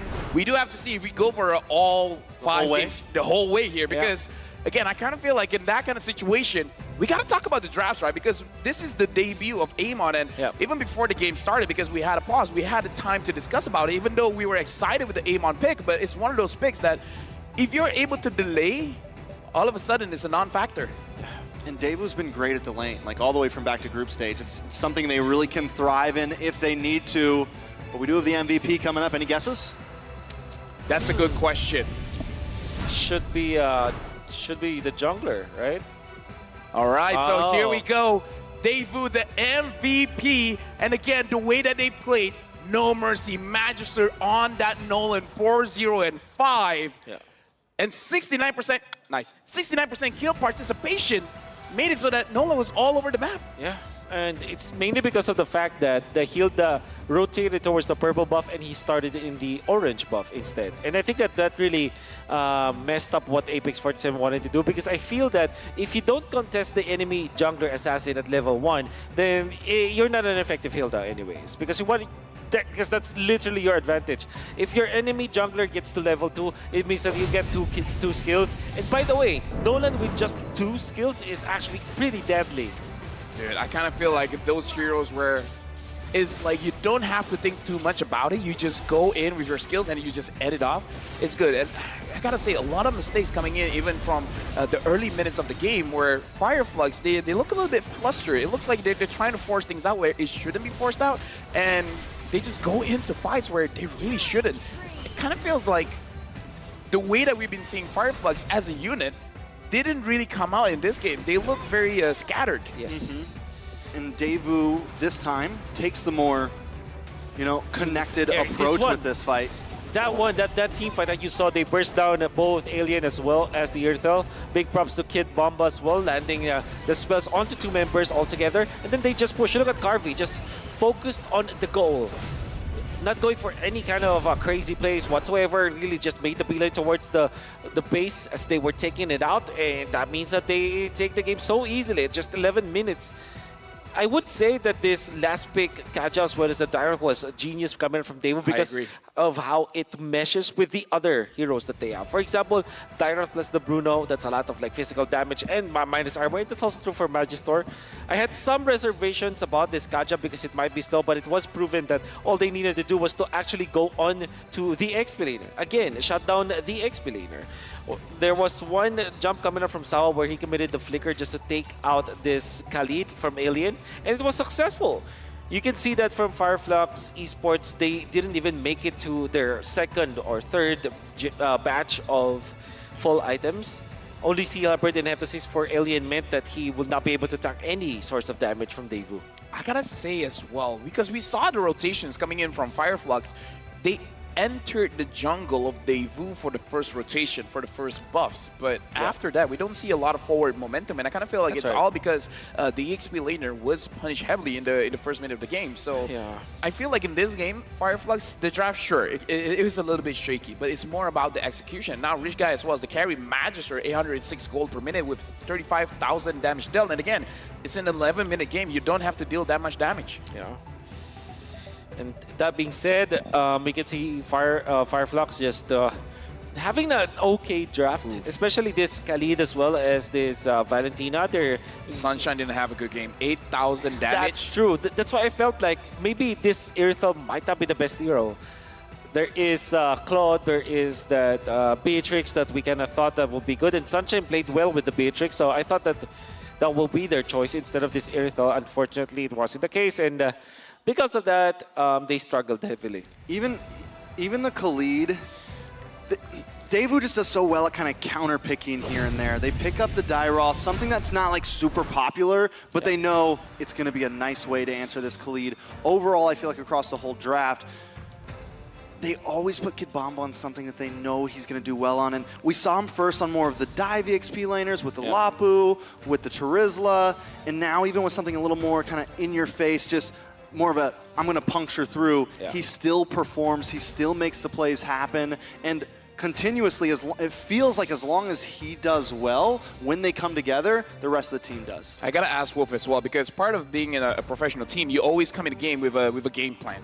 And if the game plan gets skewed over, say something messes up, whether it's the draft, whether it's the execution, it kind of throws everything out of order. Now I gotta ask, during the draft, do you think it really threw a wrench in their sockets where Lilia was banned, where Rosa doesn't even have the option to use the Lilia, and we don't see Lilia getting banned out that much, but did that disrupt them in the drafting phase? It looks like it's not, because they still have an OP hero. Or, in fact, two OP heroes on the side of Deusvult. Like you have the Nolan as well as the Bruno. Then when you look at the other side, right? They didn't get as much as those quote-unquote OP heroes. Or super priority heroes. Super priority heroes. In fact, they had to resolve to an AAmon in the last pick, because other heroes will not fit anyways. Akai will not fit there. Fredrin potentially quite dangerous as well. Maybe. And yeah, I guess the idea here is that the number of OP heroes on the side of Deusvult was just overwhelming. Like, they even have the Fermis, so technically, three of their heroes were top tier heroes, SS plus tier heroes, you know? Again, I kind of feel like having that Kaja Dairoth as well as a Nolan is just too much damage for you to deal with. And again, having that kind of composition with the Bruno as well, it made it so that once you have 3 armors, then you can start to have a feeling that you can tank a little bit more damage. Just having 1, just having 2, it kind of discounts that. And I kind of feel like that's the beauty, or is the benefit of that kind of composition. Having a lot of armor shredding on your side made it so that the first few items that you build kind of doesn't matter, and that makes it so scary. So all throughout M5, I feel like the team that is able to dish out damage, more damage, does have a big advantage. Like even when Sao was on the Diggy, more damage. So I don't know. It's something that we have to look at the trend for this M5. Personally, for me, I think Deusvult. So we've seen them now pick up several different strategies. I feel like they've kind of evolved the most throughout these games. We're still seeing the side of Fireflux when they did go for more of a spread out composition there. They weren't able to completely pull it off, but we've seen Deusvult take the spread out composition, take the front to back, and now even this time it was a bit more of a Ube-esque where we're going to group up, we're going to try to get pulls in, we're going to use the Fermis, and they've been succeeding with evolving throughout this whole game. So Fireflux now needs to kind of dig deep. They need to either find a way to pull off the one strategy that they really want to use, or they need to be successful at switching it up here. And I guess that for Fireflux, maybe they can just go back to their Turkish Delight kind of gameplay, or their aggressive gameplay. But at the same time, this Amon, you understand the way that they're creative with it, but sometimes it might be too creative. Imagine if they just resolve back to a Leomord, right? Maybe things would be better. Or maybe literally go basic utility. Go for the Fredrin, go for the Akai. I believe the Akai was available in that game. Akai was available, I honestly if thought you want that an assassin, Lancelot was there. That's also true. Maybe if they wanted to pick up the Akai, Iritha might not be their choice of marksman. Maybe just go for the Blood so that at least they have a way to win the late game instead. I mean, even you question is like, what can Sunshine use? Because we've been seeing like the Brody, the Bruno, so the top tier picks here in M5, we haven't seen a lot of like Claudes and such. So it does come into the question when we're going into the draft, like, is he able to execute it? Because I believe all the players here, give them any kind of hero, they can use it. But can you use it in the strategy that you guys have practiced? That's right. Right? Because the Claude is a much different way of playing than a Bruno and a Brody. Very different. Very different. That's why I feel like some teams, some players particularly, they're going to be saying like, okay, I already know that hero, coach. Okay, for example, you ask them to play Assassin, right? Oh, I already know how to play that. But the problem here is maybe your teammates don't know how to play around you as that new hero. So mastery goes a long way, but at the same time, you have to think about your team mastery or your chemistry as a team for that particular hero. Let's just say, let's approach a new hero as a strategy more than it is a singular hero. Let me just say, You can hear them boys back right there. where up They were here, they're all the way down there. And they're in a room. We heard their chant. Let's go. Let's go. Who was it? Was it Fireflux? Fireflux on this side? Yes, it's Think it was them? Fireflux. Yeah. All right. Well- Do we think they can do it? Do you think they just get back to the basics here and not try to pull out the cheeky pick like an AM on?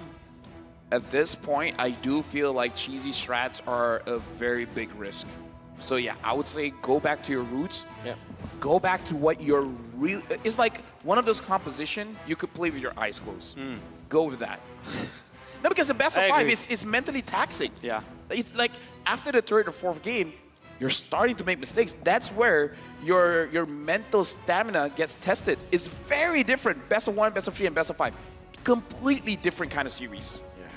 I understand what you're getting at, and I think that's the benefit of having a best of 5 knockout stage. Anyways, we're gonna be bringing out the best in the teams, and I think I still feel my prediction will be at least halfway through. It will be a 5-game series between these two teams, especially after watching that, and it will be a battle of the drafts once again. I wonder what side Fireflux will pick up. Maybe they want to go. They wanted to go red side. They've switched, I feel like. Oh, no, haven't they? yeah, that's right. First they were enjoying first pick. Yeah. Then I think last game they chose second pick. Yeah, right? that's right. I feel like for this game, the roamer pick is going to be very important. Like, who can easily engage on a fight? That's going to be the big game changer. Like, heroes like Tigreal, Minotaur, even the Kaja, a very big, a very easy go buttons. Like, I'm ready, just going with me. Because I kind of feel like throughout the series, Tigreal, Digi, all of those picks have been instrumental to the victories of each team. So, I don't know. Even though we've been hyping up all the damage dealers or all the setups, but I legit feel like the roamers are the one to watch. And that's why I feel like Sawo should be the last pick here for Fireflux. And then when I look back at the victories of Fireflux, it's because of Sawo just having the perfect hero for each of the situation. And I think that should be the formula. We can go back again to banning out Arlot as well as Terizla, limiting the heroes for Kid Bomba. That should be the priority now for Fireflux. This time, I think Terizla should be their first pick again. They're not going to leave the Diggy open, are they? Yeah, well, here's the thing. You called it. The Arlet has been banned, and Fireflux is going to be the first pick. Deusvult or Deusvult will be the second one.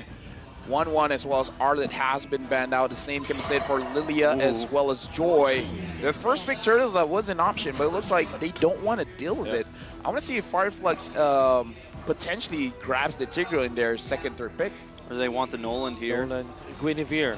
Yeah, Gwyn as well. If they're going to leave the Diggy open, then maybe they just want to go for a heavy burst here, right? Like heavy, not too CC focused, but just heavy, maybe early game aggression. And if Deusvult decides to leave the Nolan open, it could definitely be up for grabs for them immediately. Bruno's still open. Wanwan get it taken out. All right, so here, I almost want to let both Nolan as well as Guinevere open, but if I had to choose between the two, I kind of don't like going up against the Nolan. At least with the Guinevere, you can fight back with Martis or a Diggy. And yeah, just let them both open. Let them both open. Nolan or Gwyn? I vote Nolan for Fireflux. That means Devo will just secure the Gwyn. Then pick up perhaps the Bruno with it. What do you like more, the Nolan or the Gwyn? I think Nolan. Nolan? Yeah, it's easier. It's just easier. Especially when you know Devu's quick to pick up a Diggy. Yeah. Like, you know at least, like, all right, I don't have to worry about that. They Oh, go they for the pick Gwynny, though. Okay. Understandable. That's fair. I think you go Claude if you're Devu instead of the instead of the Bruno, and then obviously the Nolan. So Nolan, Claude, I guess is the pick for Devu, unless they want to pick up the Faramis? The Angela Faramis. is still open? Right? Okay, but before the M Series leaderboard, Sao now sits at rank 9 in all-time M Series assist leaders with 289 assists, surpassing Chico guys and Clay in this series. Wow. So just by this series, Sao has been really ranking up those assists. Yeah. And Faramis. Yep. Makes a lot of sense. will go great with the Nolan, and it'll be a great answer to TNZ on this Guinevere. Yeah. If Guinevere is not able to catch, Assuming Sounds TNC is using the Guinevere, who knows? It might be Rome Guinevere, Okay. right? Yeah. Let's be open-minded about this. it could be a great flex too. It could be like the possible flex that like makes the draft work. Yeah. I wouldn't count it past Fireflux to pull something off like that. Edith, Claude, those are the choices for Fireflux right now. Because Edith deals with the farmers easily. Or maybe they take the Lapu Lapu immediately to go with Yeah. the Claude. And two heroes that are The falling look stars well guide together. us here. Novaria is Still the need- choice instead. Claude, no. Yeah, Oh. Tigreal. I mean, like, again, like, I do feel like the roams are going to be super picked the Diggy important. here? And I love the Diggy pick. Against the Guinevere, And the Tigreal. I love the Diggy pick. Having Diggy and Fermis as a marksman, I feel protected. Yeah, for sure. We wouldn't. I mean, you could. Fermis as a marksman, No. That's like, I want to go in front, but they could run I'm- like they could. I'm immune to CC and death. Yeah. Isn't that great? Oh, you mean as a marksman? Like yes, if you're as a marksman, you're happy. yes. Sorry. See, now you're I catching thought you it. were trying to joke with me, and I was like, what? No, dude, I'm a very serious person. See, you have to get to know me first. I never joke around. And the Diggy is here. Dude, this is me geeking out. Like, Yeah. roamers, they're important. I'm a roamer. I'm important. Roamers are important too. Roamers are important. At Yeah. this point, I believe the focus for Deusvult as well as Fireflux is for those marksmen. So the choice is gonna get choked out, man. It's not gonna be a lot. What I don't like about the Novaria is that there's already Farmis plus the Nolan, which means that there's a lot of reach for you. You can dive.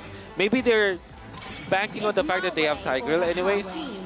But now with the Diggy, imagine Diggy and Fermis. Exactly. Time Journey and Netherrealm. That's what I say. That's As a so marksman, nuts. as a marksman, I would love to just go straight forward. Like, Yeah. I remember this is like what?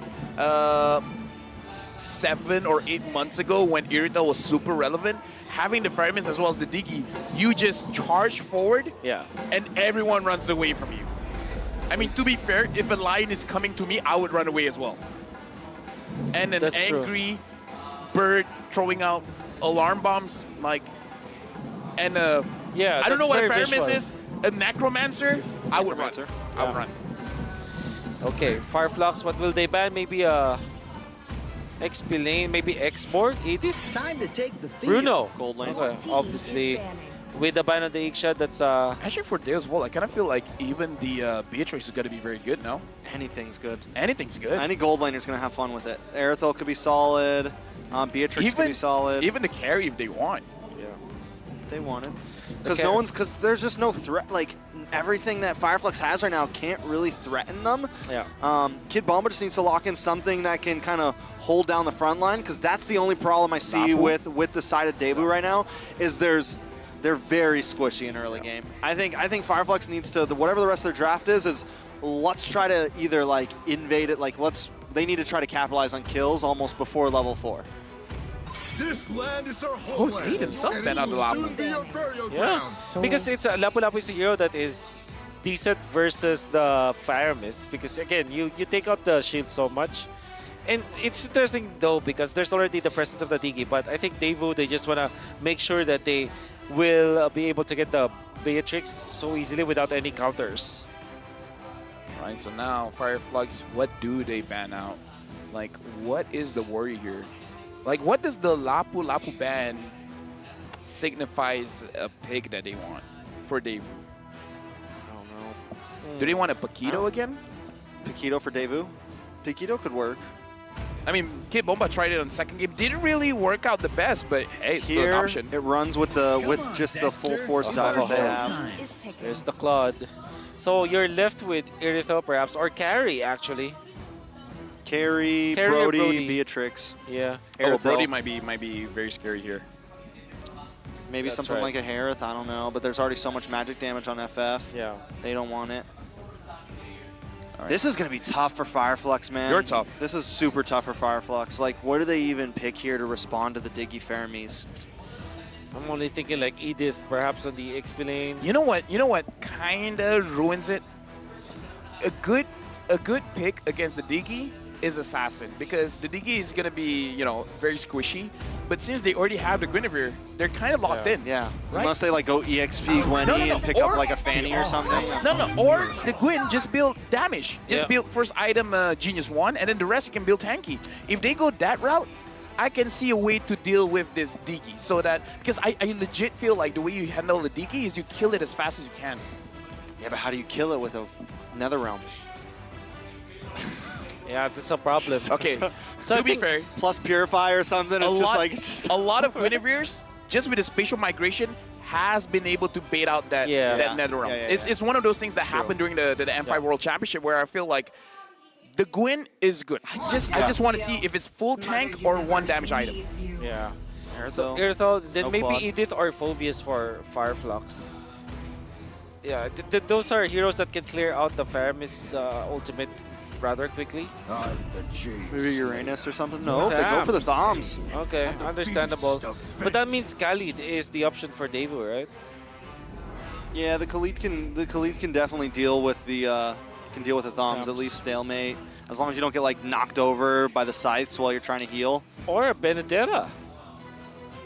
Benedetta? Yeah. We keep saying that, but have we seen Kid Bamba play the That's Benedetta? right. I Have we can't seen it? remember. I don't think Probably he's not. picked it up yet. Yeah, so they might just resort for Khalid, right? I feel like the Khalid is going to be pretty solid. like We a haven't seen a Uranus. lot of Yuzong as well. A lot of good options here, but like you said, Trex, you need someone to frontline for your team Yeah. because this is a very squishy 'Cause composition. even Benedetta, it's like too light. It's like the Benedetta is It's like the iPhone Lite, you know? how do I say this? Distracting. It's very distracting, but it's not really frontlining. So the Uranus is a frontline man. He can create space. He can. There's no Uranus killer. Just no CC. That's the only issue. Ah. Like, so there's nothing to like really stop. You just got to move past the Uranus. You got to like walk by him. Well, We'll every single time I say this, the opposite happens. But I kind of feel like I prefer the draft of Deusvult. As well. Yeah. I mean, honestly, it seems like once again they've just counterpicked Fireflux. Yeah. They've just completely found answers back to back to back. I'm definitely in agreement with you here. Yeah. That was a deadly combo. Fire Mist plus a Digi. How do you actually defeat that? You only have You need to bait. you need to bait their ultimates. But then again, I mean, Devu, they can. It's not that difficult to outplay their opponents, especially because they picked up the Uranus. The Uranus can bait, right? Well- So, or at least can stay in front of their opponents. I do agree with you. Devu looks like they want to secure this series already. Well, match point for Deusvult. They could potentially end this. Or will we go for a full game series by giving a win to Fireflux? We'll see in the Land of Dawn here. But again, personally for me, I'm looking at Deusvult here. Definitely looks great. Definitely looks like this could just be it looks like it could be an easy win for them, honestly. Unless Fireflux has some sort of big rain play they're going to pull off here. Some sort of early game aggression, but we've seen how Sawa plays the Diggy. We know the opportunities they have in the late game. And not only that, but they have huge early game aggression with Magistor on this Nolan. Just answers all around the board. Yeah. Apex 47 went for another attempt on the invade once again, but it's on the other side of the buff. So again, they're not particularly delaying the Nolan in this case, right? They're just slowing it down a little bit, but they're not actually quote-unquote invading, which I Yeah. kind of think is like if this was the reason why you pick up the Tigreal, then you are completely mistaken. Have Nice purified. knock up. Kid Bomba gonna go down there. First blood to the side of Fireflux. Up on the top side, they are gonna bully down onto Sunshine, but not too much of a problem. Hey, you know what? This is the name of the game for the M5 World Championship. Is like you got to go for those EXP, the playmakers, the frontliners gets taken down. Now Sao takes quite a lot of damage here. And again, I like that Fireflux, they have the initiative. They're like, we got to take down one of these lanes. They made a decision and then they went for it. Magistor with a little bit of invade. Does he have an advantage over TNZ? It seems like the answer is no. So this will be a 50-50 in the turtle fight unless no pokes whatsoever. That's gonna be a 50-50. I mean, that is another thing too. Like, just because it's a 50-50, that could be another win condition for Fireflux. as long as they don't have to like force fights around these objectives, they just need to be able to secure the objective. And because there is the Diggy and Sunset Lover, wait a second, Matador gonna get zoned away by Alien. Kid Bomba gonna come in as well. Apex 47 getting low, but does get the implosion. Trying to walk away, but goes down to Sawo. Hoot once again. It's a 1-for-1 right now. Sunset Lover goes down. TNZ looking for more, able to take the turtle. Matador gonna back off. Kid Bomba creating space, takes out Alien. Walking through their team right now. It's 2 for 2 over the past 3 minutes. I would say that was a little bit of a messy engage where both teams weren't really sure what were they fighting for. Were they trying to secure the turtle? Were they trying to get kills? Because even just now, Magister dashing out of the turtle pit, I would assume he would want the turtle first and then dash out. That's right. Which was really weird, but the fact that they have taken out one hero anyways afterwards, and they didn't lose one. Well, they did lose Sunset Lover, but that's a non-factor because that's a fair miss anyways. The fact that they're not losing as much, that's good. Harvey in trouble. Luckily, the time journey does come out, but now TNZ knows he has a chance to strike. Is he going to go for it? Sawo forced to use the flicker, but Apex comes in with a flicker of his own. There's some damage. The Violet Requiem comes out. Enough damage to make sure Rosa secures the kill into Sawo. Sunset Lava and Carvey might just be next. Carvey with no health, forced to go back to base. Looks like Flux, their whole way of dealing with this just overload the diggies. Like, we have so much, you have to choose. And I feel like the fact that Carvey was initiated earlier by Apex 47, forcing out that time journey, was the big difference maker. Yes. It's like layering or choosing the stunts that you will use to force the flicker, force the ultimate on the diggy, force the flicker on the diggy as well. If they utilize their crowd control one after the other, it means that they will have a better shot at winning the team fights because they have forced out important ultimates. Ooh, a little bit of damage on a Sunshine there. Matador gonna dive in, look for it, finish it, find it. Carvey gonna get the kill though. Yeah, right now, Deusvult as well as Fireflies, they're fighting kills all over the board. Both teams, this is a brawl. We're 3-3, 4 minutes in, 6 kills overall. And neither team slowing down. Apex 47 look for Sawo. One more hit. Not able to find it though. Implosion comes in. The knockup. But the time journey comes out and Apex 47 has to back off along with TNZ. Deusvult now trying to control the turtle pit. Sunset Lover looking for TNZ. Gets a Shadow Stampede, pulls him in, but pulls him closer to Turtle. Sunshine now here to take down Sunset. Woo. And that's gonna be the close of the day for you. Harvey with Sniper out. Also trying to defend, but the turtle does get reset here. Cardi looking for the steal, not able to get it. TNZ still there. On the boss side, Alien and Kinbamba still going at it as well. I would say the fight just now was very prolonged, and I kind of feel like that's going to be the nature of all these fights, where everyone is just trying to bait everything out. It's like, okay, is your implosion out? Now we're going to go in. It's like, oh, is there no more time journey? Then we're going to go in. So it's like both these teams, they're really testing each other's trigger fingers. Like, we're going to look like we're about to do something, but nah, not really. And speaking of trigger fingered, one hero that can just literally not stop spamming is going to be Rosa. Now having a little bit of advantage over his counterpart, Sunset Lover. I would say though, the Durance is now available for Sunset Lover. And Sawo is dealing the damage on the Apex 47 now. Dude. Diggy's clock is ticking right now, and the more and more it ticks, the more and more dangerous it becomes. We've seen it happen time and time again. Sawo's probably got, what, 100% win rate on the Diggy right now? I don't believe think he's so. lost a game with it yet. I don't think he has. Magister now, TNZ finds him. Ooh, Magister takes some damage, able to get out of there though. Not too much of an issue. Yeah, able to use the fracture, and now Carvey having the blade of Ooh, despair. That was just a shot in the dark too. Mama, that hurts. My God, this is just 6 minutes in. Rosa is dealing that amount of damage already. The lightning truncheon, obviously, being a nuisance now. TNZ getting a little aggressive here. Needs to be careful. Sunset Lover. Turtle going to be back up in 30 seconds. Still a tie game though overall. Yeah, for now, Deusvult as well as Fireflux, look at the goal difference. It's only like 400, and honestly, in this stage, it's like 400 is basically nothing. It's not a difference. Oh, items. Look at the split up though. They're keeping Sawo away from Carvey. Can they get the final hit? TNZ wants it so bad. I'm surprised he didn't dash in for it. Magister's found him. He knows he uses it. Spatial migration, no way to get away. Magister gets the kill. Ooh. How is... Oh. Hold on. Sunshine looking for the finish on to Carvey. Carvey goes down. That's another kill into the hands of Sunshine there. Gonna start to become a problem.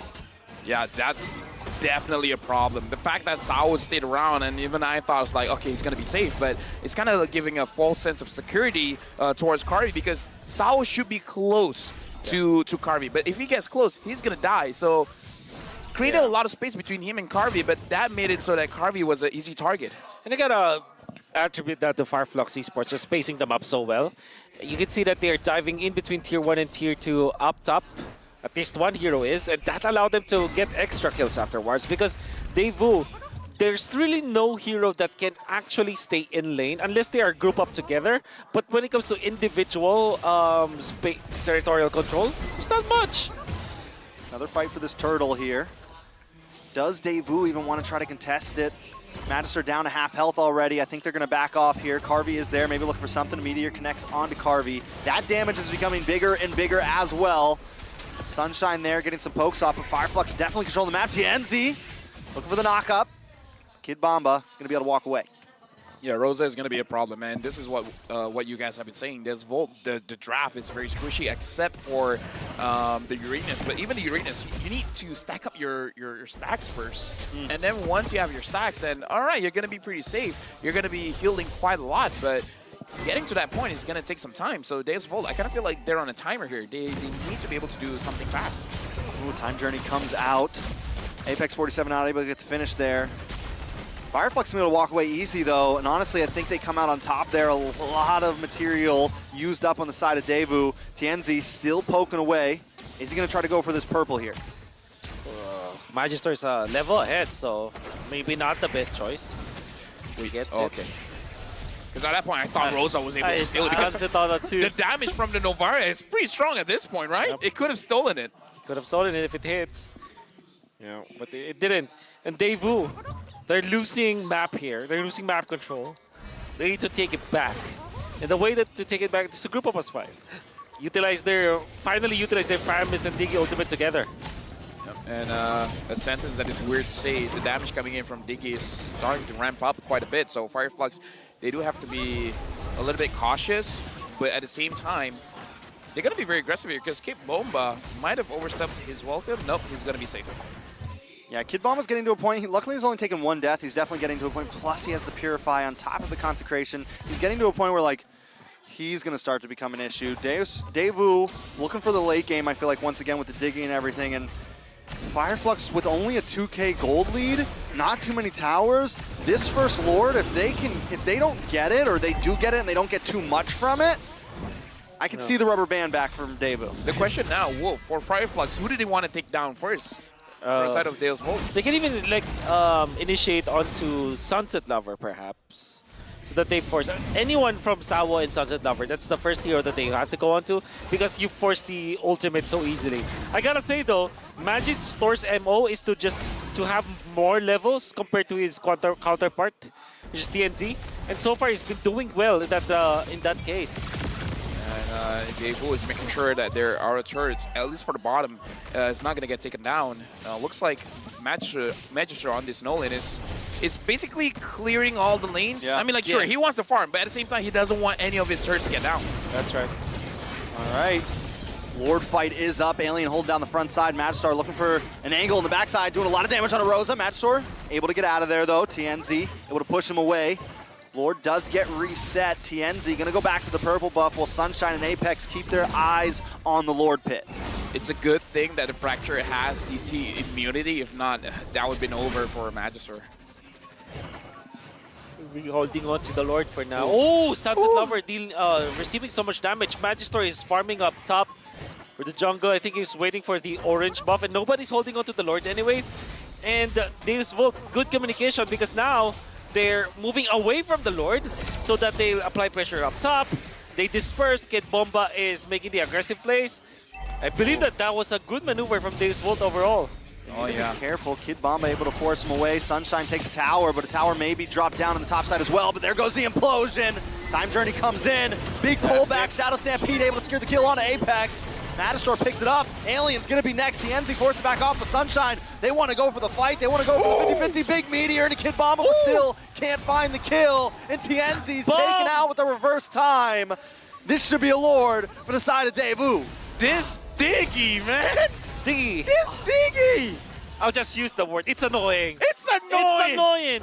It's right? obnoxious. Obnoxious, annoying, everything that you want to say. I love Deusvult's approach on that Lord dance. It's super duper macro based. What they did was to reset the Lord, actually. You see, the moment that Magister was clearing the Crammer and then he was making the beeline towards the top, immediately Kid Bomba goes to the aggressive. He tanks 3 of the heroes of Fireflux and zoned them out. Now, the bottom lane, what happened was Fireflux was able to push that out, but in exchange, they lost control of the Lord fight. Now, Deusvult will have an easy push up top because that's natural that the creeps or the minions were able to take that. They take that, and then Fireflux Esports, they only had 3 people to go to Deusvult. With the time journey, it was free for them to get out. There's just no way anymore. There's nothing that Tienzi can do every time he engages. There's no escape, and no one can bounce back. Yes, both of those utilities got taken away there, but no one else is able to capitalize on it. I mean, now Deusvult, they can use this advantage to get as much turns as they can. Sunset Lover now having the Holy Crystal, it's going to deal a lot of damage. Alien is alone getting pulled back. Should be okay right now. He might be the answer to Kid Bomba, honestly. I feel like Alien needs to stay next to him. Matador also looking for some shots. Tower should go down, but now it's time. Now it's Sawo's time to shine. Dude, look at all the bombs. He has that Divine Glaive, so even the Tina Shield isn't going to help that much. I mean, it helps, but not that much. That Divine Glaive hurts. 2.7k all of a sudden for Deusvult just because of that Lord dance that they did. That was pretty smart. They took advantage of the Uranus. They took advantage of the Feminist Diggy combo that we were talking about. Like, that's a turnaround. Like, if they group up as 5, they're super duper strong. All right, Matador looking for a kill in the backside. Rosa taking a lot of damage. Rosa will be able to get away here. Implosion missed. Fireflux, though, in a bad spot. Apex has used the implosion and unable to connect there. Now it's just on the defense. Try to save as much towers as we can. They've lost an inhibitor up top. Deusvult has their eyes on the mid side now.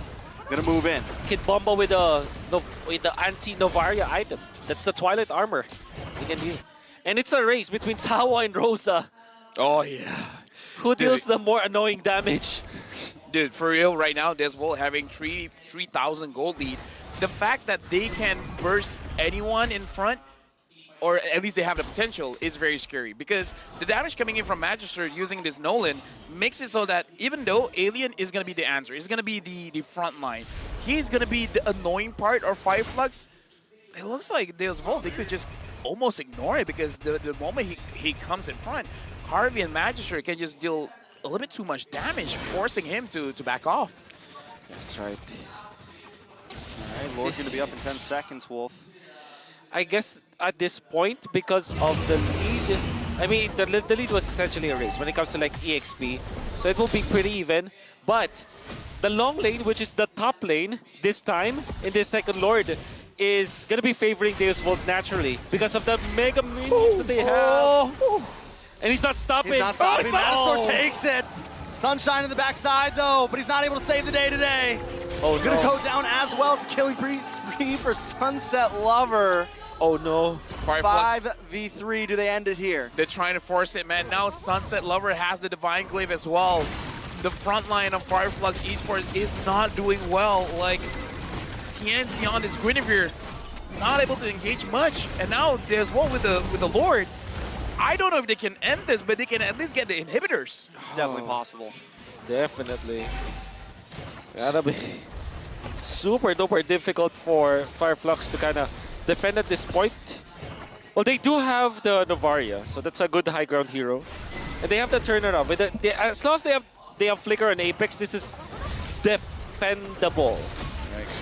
Rosa or Sunshine, I think, need to make the play of their life. They got to take someone out. Someone has to find Carvey. Someone has to find Magister. Or just take out Sabo and Sunset, but they haven't been able to get any kills really in the past few minutes. Maybe even in the past 5 minutes or so. Lord has entered the base. Minions aren't totally synced up. Away Tienzi does find Magister. He's able to dash away there. Lord finally goes down. Deusvult are going to maybe continue the onslaught here. Yeah, so far, good Oh, defense 5 coming of in them. from Fire, Flux, Kid Bomba, Consecration inside. Alien is going to be front line, but Kid Bomba taking a lot of damage. Now comes the time journey once again. Alien unable to push them away, but they do get them out of the base there. They lose another inhibitor on the boss side. Mid inhibitor down to about half health. But Fireflux lived to see another fight. With all due fairness, I think that was a good defense coming out from Fireflux. They still managed to keep their mid lane turret intact. Nobody died from their side, and they lived to see another day. Massive, massive difference between the junglers, though. 5K lead from Magister towards CNZ. I mean, I would say the lead is more than just goal. It's like the impact of the game. So far, TNZ hasn't found a very good spatial migration. And again, it's kind of because of the Diggy, where when you look at Magister, his job is to deal damage. And he can deal it to anyone. Like, he's been looking at TNZ and just knocking him out. As long as TNZ is not in the map, it's going to be a little bit easier for them to contest all the objectives. Well, I mean, while TNZ was spending time looking Magister. for pickoffs in the early game, Magister Alien was spots roaming him. around the map, picking up minions in the top side, minions in the mid side. He was the one who was kind of helping control the macro, and it is now paying off immensely. Like, no one is going to be able to catch Magister here. As long as he has the Fracture, he can cleanse the crowd control. So even without a Purify, he's pretty safe. As I say that he will probably die after this. But, you know, it's like, at this point. I mean, he's got the Fracture, he's got the Time Journey, he's got everything he wants. We thought Carvey was going to have a great game. You know, we thought the Marksman would have a great game, but Magister is the one who's really benefiting from all of this. For sure. This is why I like the Uranus last pick coming from Deusvult. Sometimes when you have a scaling jungler, which is typically the assassins, Nolan is part of that, Joy is part of that, you don't want your EXP lane to also be scaling. You just want him to tank and just provide the vision. Because when you pick up an assassin instead of a utility jungler, you lose out on all of those vision that typically comes out from the utility jungler. That's why the Uranus makes a lot of sense in this case. Purify with the Brave Smite allows him to be just so aggressive. Key of the game for sure. Look at Alien flanking, but it looks like Devu, they find him out. Not a very good flank there. That a very bad flank even. Yeah. Wasted his ultimate. All right, keep our eyes on Sunshine. Oh, no. Sunshine has to make the play happen. Does get some nice damage. Pops a heavy crossbow. Out comes another realm, and Alien goes down first. Sunset will pick it up, TNZ into the backside. Look for Sawo. Still unable to get it. Another realm comes out once. There it is. Now Kid Bomba going to hold on the front side, and Deusvult are just going to follow up on him. TNZ in trouble. Lord now into the favor of Devu. Magister going to go back to base. Rosa and TNZ just can't find an opening, but now Sunshine's back on the map with a full bar of health. Wants to try to push back into this fight here, but Kid Bomba's just hard to kill, especially when you have a sniper in the backside, you have Sunset Lover in the backside. There's just, you don't have enough time to kill Kid Bomba. I mean, if Rosa can get a shot onto Sawo, Sawo can get taken down, but so far, TNZ. easier said than done. TNZ goes in. TNZ in trouble. Rosa looking for something. I feel like they have to try to fight this. Man. Someone has to get the steal, but Kid Bomba is keeping him at bay. The He's going to bomb. take down Sunshine. Is he going to take down TNZ too? Nothing can stop this man. Nothing can stop him. He's going to keep moving in. Oh! Bad. Sunshine goes down.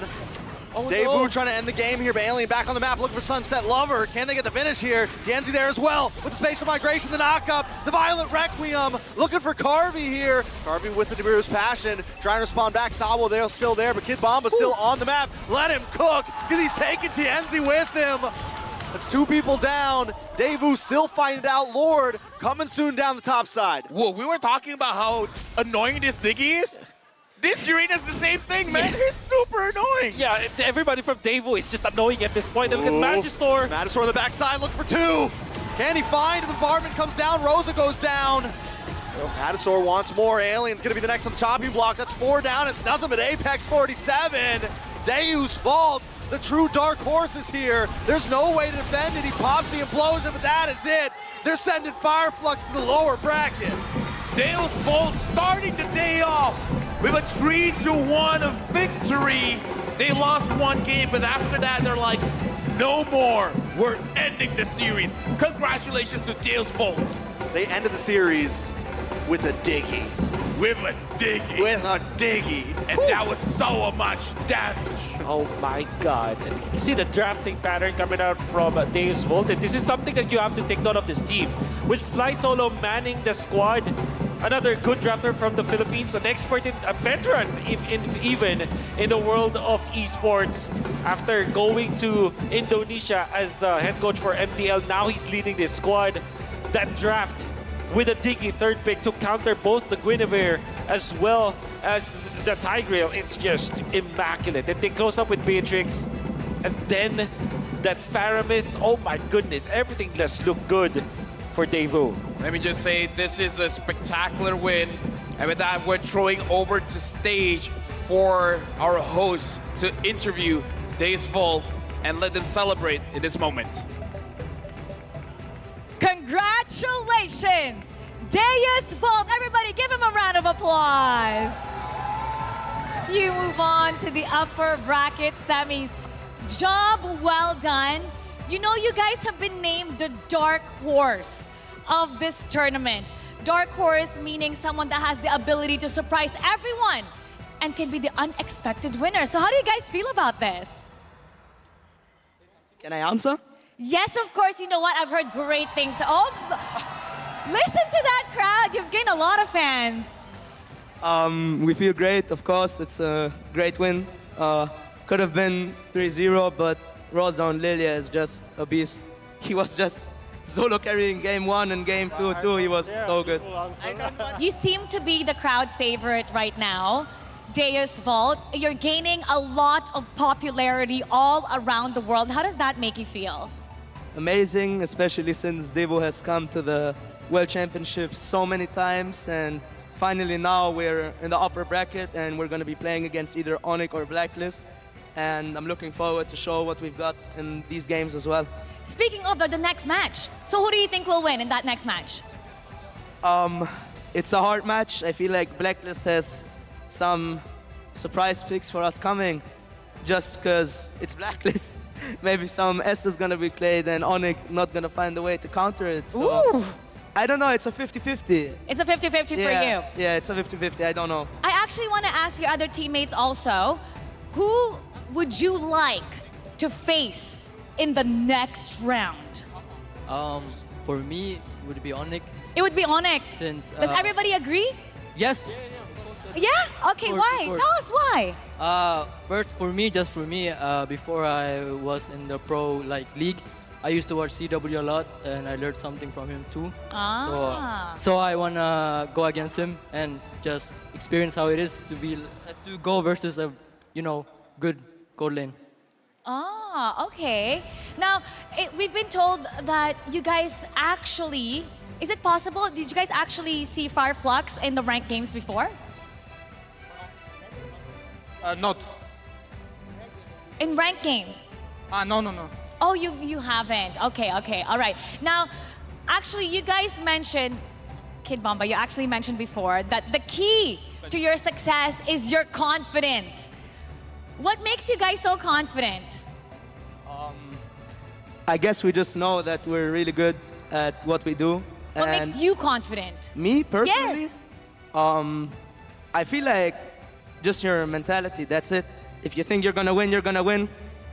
So I thought today on Uranus, I'm just gonna be going to the back line, I'm gonna be going to the front, I'm gonna be a problem, and it was a problem. A good problem for us, but bad for Fire. Bad problem for them. Yeah. Okay, let me just tell you something. I don't know if you're aware of this, but the Bomba IGN is spreading in the community right now. If you join the MLBB groups, even in the Filipino community, they're changing their name to Bomba. How do you feel about this? There's actually more varieties. There's Bomba La Bomba as well that I had, and Bombastic. So you can change to that as well. Maybe I'll change my name to Mara Bomba. Or wait, maybe... Bombastic, maybe. Maybe Bombastic, yes. What do you want to say to all the fans that are watching right now? Thank you for supporting Devo. It means a lot for us. Without the support that we get from CIS, from Europe, also from here in the Philippines, maybe we couldn't do it. So, thank you. I knew that I was gonna love interviewing you. Everybody says so. You are so jolly, such a great personality, and I can tell why you're being so popular here in the Thank you. M5 stage. Congratulations once Salvesen again. wants to say something. Oh, sure. No, I just want to say one more. Okay. Sure. Go ahead. Can we do it together? You can do it together. You can do whatever you want. You are the winners.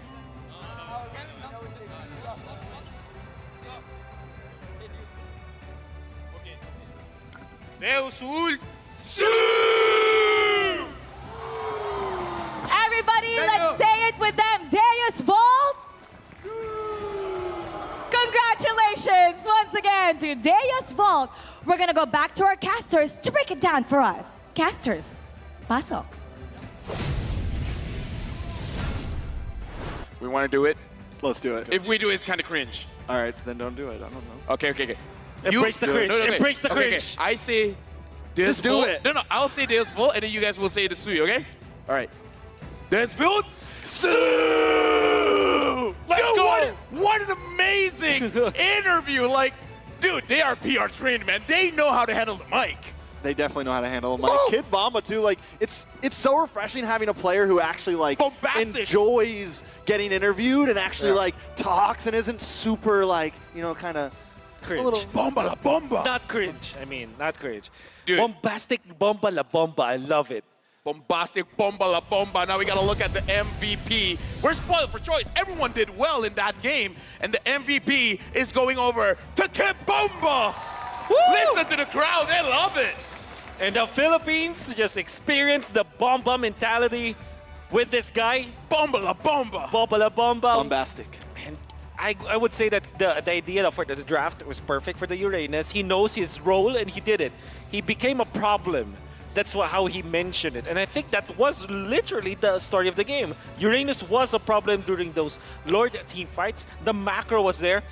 Big props for picking up the Twilight armor so that he's the one accepting the Astrosphere or the Astro Meteor. And by the way, in the latter portions of the game, I wanna commend Sawa because he's very patient with the usage of the Divine the Time's Journey. That meant that in the end there wasn't anything that the Tiger can do. Great jump though. This is the overload that we saw coming up from Fireflux, and he thought that it will be the start of their team fight, but I also want to commend Magister because he held on to the idea of the Nolan to just outscale your opponents when it comes to levels. Just make sure that you always have a level advantage. And look at that, the snowball, the death ball coming out from Deusvult. Faramist ultimate, the Diggy ultimate. How do you even counter that? Dude, like, let's count how many problems do they have. Like, Oh my bad goodness. problems for Fireflux. I mean, like, Kid Bomba was a problem. Yep. Sawa was a problem. Look at Magister. Sunset Lover. Magister was a problem. It's 5 problems. Look at that in-out coming up from Magister as well as Kid Bomba. Then Sunset Lover clears it out. Great chemistry from the team. And they will chase him down. Magister committed the retribution because they know that they can actually take over that part. And again, another good in and out coming out from Deusvult. Look at how they juggle their opponents in this very long drawn team fight. And they will just get out. Eventually, Sunset Lover was taken out, but they will punish TNZ eventually, utilizing all of the spells in all of their spells in the great timing. Of course, Kid Bomba just finishes off the kill. Can I just say, It's beautiful. I'm officially a fan now, man. I'm I want to see them go all the way. all the way. Yeah. Go to the grand There's finals. there's a sign-up sheet for the Kid Bomba bandwagon. Oh, yeah. Please fall in line, please. All right. I'm pretty sure there's going to be a lot of it. And here's the thing. Here's the thing. It's like they're good in and out of game. We got to talk about the in-game stuff for now, but Outside of the game, right? dude, I'm a fan. After this, I'm never voting them to win. Yeah. Oh wow. No, the Why? curse, the curse. Oh. the Curse. curse. All right, But you all right, voted all right. for them today. Good No, thing I that you, voted for Fireflux. Good No, thing that I you voted cleared for it out. Fireflux. I'm the only one who voted for No, Fireflux. no. Yeah. Yeah. I voted really? for Yeah. I voted for Deusvult. You said to do the opposite of me. No. Yeah. I was fine. We can roll back Yeah. the clip. I think I voted for Fireflux. Yeah, if Deusvult is hearing me right now, I hope that Kid Bomba is down for a podcast. Oh yeah. Anyway, just always promote it. discreetly. It's always shout like out that, you know. Talk about the items here. You were talking about the anti-Guinevere item, the Twilight armor. Why is that? The anti-Novaria, I mean. Sorry, anti-Novaria, Anti-Novaria yeah. item because it's it was updated. Before it was just attacks, like long time ago. It's the Leslie/Aldous counter where you kind of limit the damage output of your opponents. Now it also procs during magic damage, right? Yeah. So big damage, like anything above 900 or so, is gonna be nullified, and that's even like that even is increased when you are an actual tank, because it also scales with your HP, right? So the Twilight Armor is such a good item right now, and you saw how it was able to attack Rosa. Good thing though, Deusvult was not only good at their items, but also good at dodging Rosa now with the Novaria. And Rosa was actually spectacular with this Novaria. It's just that in the end, Deusvult kind of already studied how Rosa operates. And in fact, it's difficult to play the Novaria when there's a Nolan, because when you're just charging your shots, Magister can already know where you are and then extrapolate and just find you, and that happened many times in this game. Dude, I gotta feel like in this game, all the damage taken from both sides, it's a lot. But Deusvult is all on Kid Bomba. He's the only one that really absorbed the damage for Fireflux. Yeah. It was TNZ, it was Alien, it was Apex 47, which kind of shows how difficult was this game. Kid Bomba basically was able to absorb everyone's attention, giving a lot of space for Carvey, for Sao, for Sunset Lover. So it really does make it to the sense that the way that they move as a unit, and look at how he answered the interview as well. He already said before the game starts, I want to be a problem. I want to be the one to absorb all of this attention coming in from Fireflux. So I like that before the game even starts, they all have this very clear game plan that they don't stray away from. Yeah. And they came in with confidence. They came in thinking, we're going to win. We're going to do this. We're going to pull this off. And they didn't. Even the people who guessed for Deusvult, it's like 3-2. No, they came in 3-1. They lost one game and then just cleaned house. Yeah, I love the way that they adjusted to the draft as well. You kind of have to hand it to Fireflux as well. I think they're the worthy opponent for Deusvult. It's just that Deusvult was more prepared today and was better at drafting, I would say, as well. It's not like they outdrafted their opponents. Fireflux draft was not bad. It's just that theirs was really good. Okay. I want to see more, but once again, M5 is powered by Moonton, presented by Kadia, our global presenting partner, supported by ROG, our official gaming phone, Grab, our official super app partner, and Circuit Lab, our official chair partner. Up next is another spectacle between Indonesia's Onyx and the hometown heroes, Blacklist International. It's the MSC 2023 Grand Final rematch. You definitely don't want to miss this action, so stay tuned. The M5 World Championship will be right back.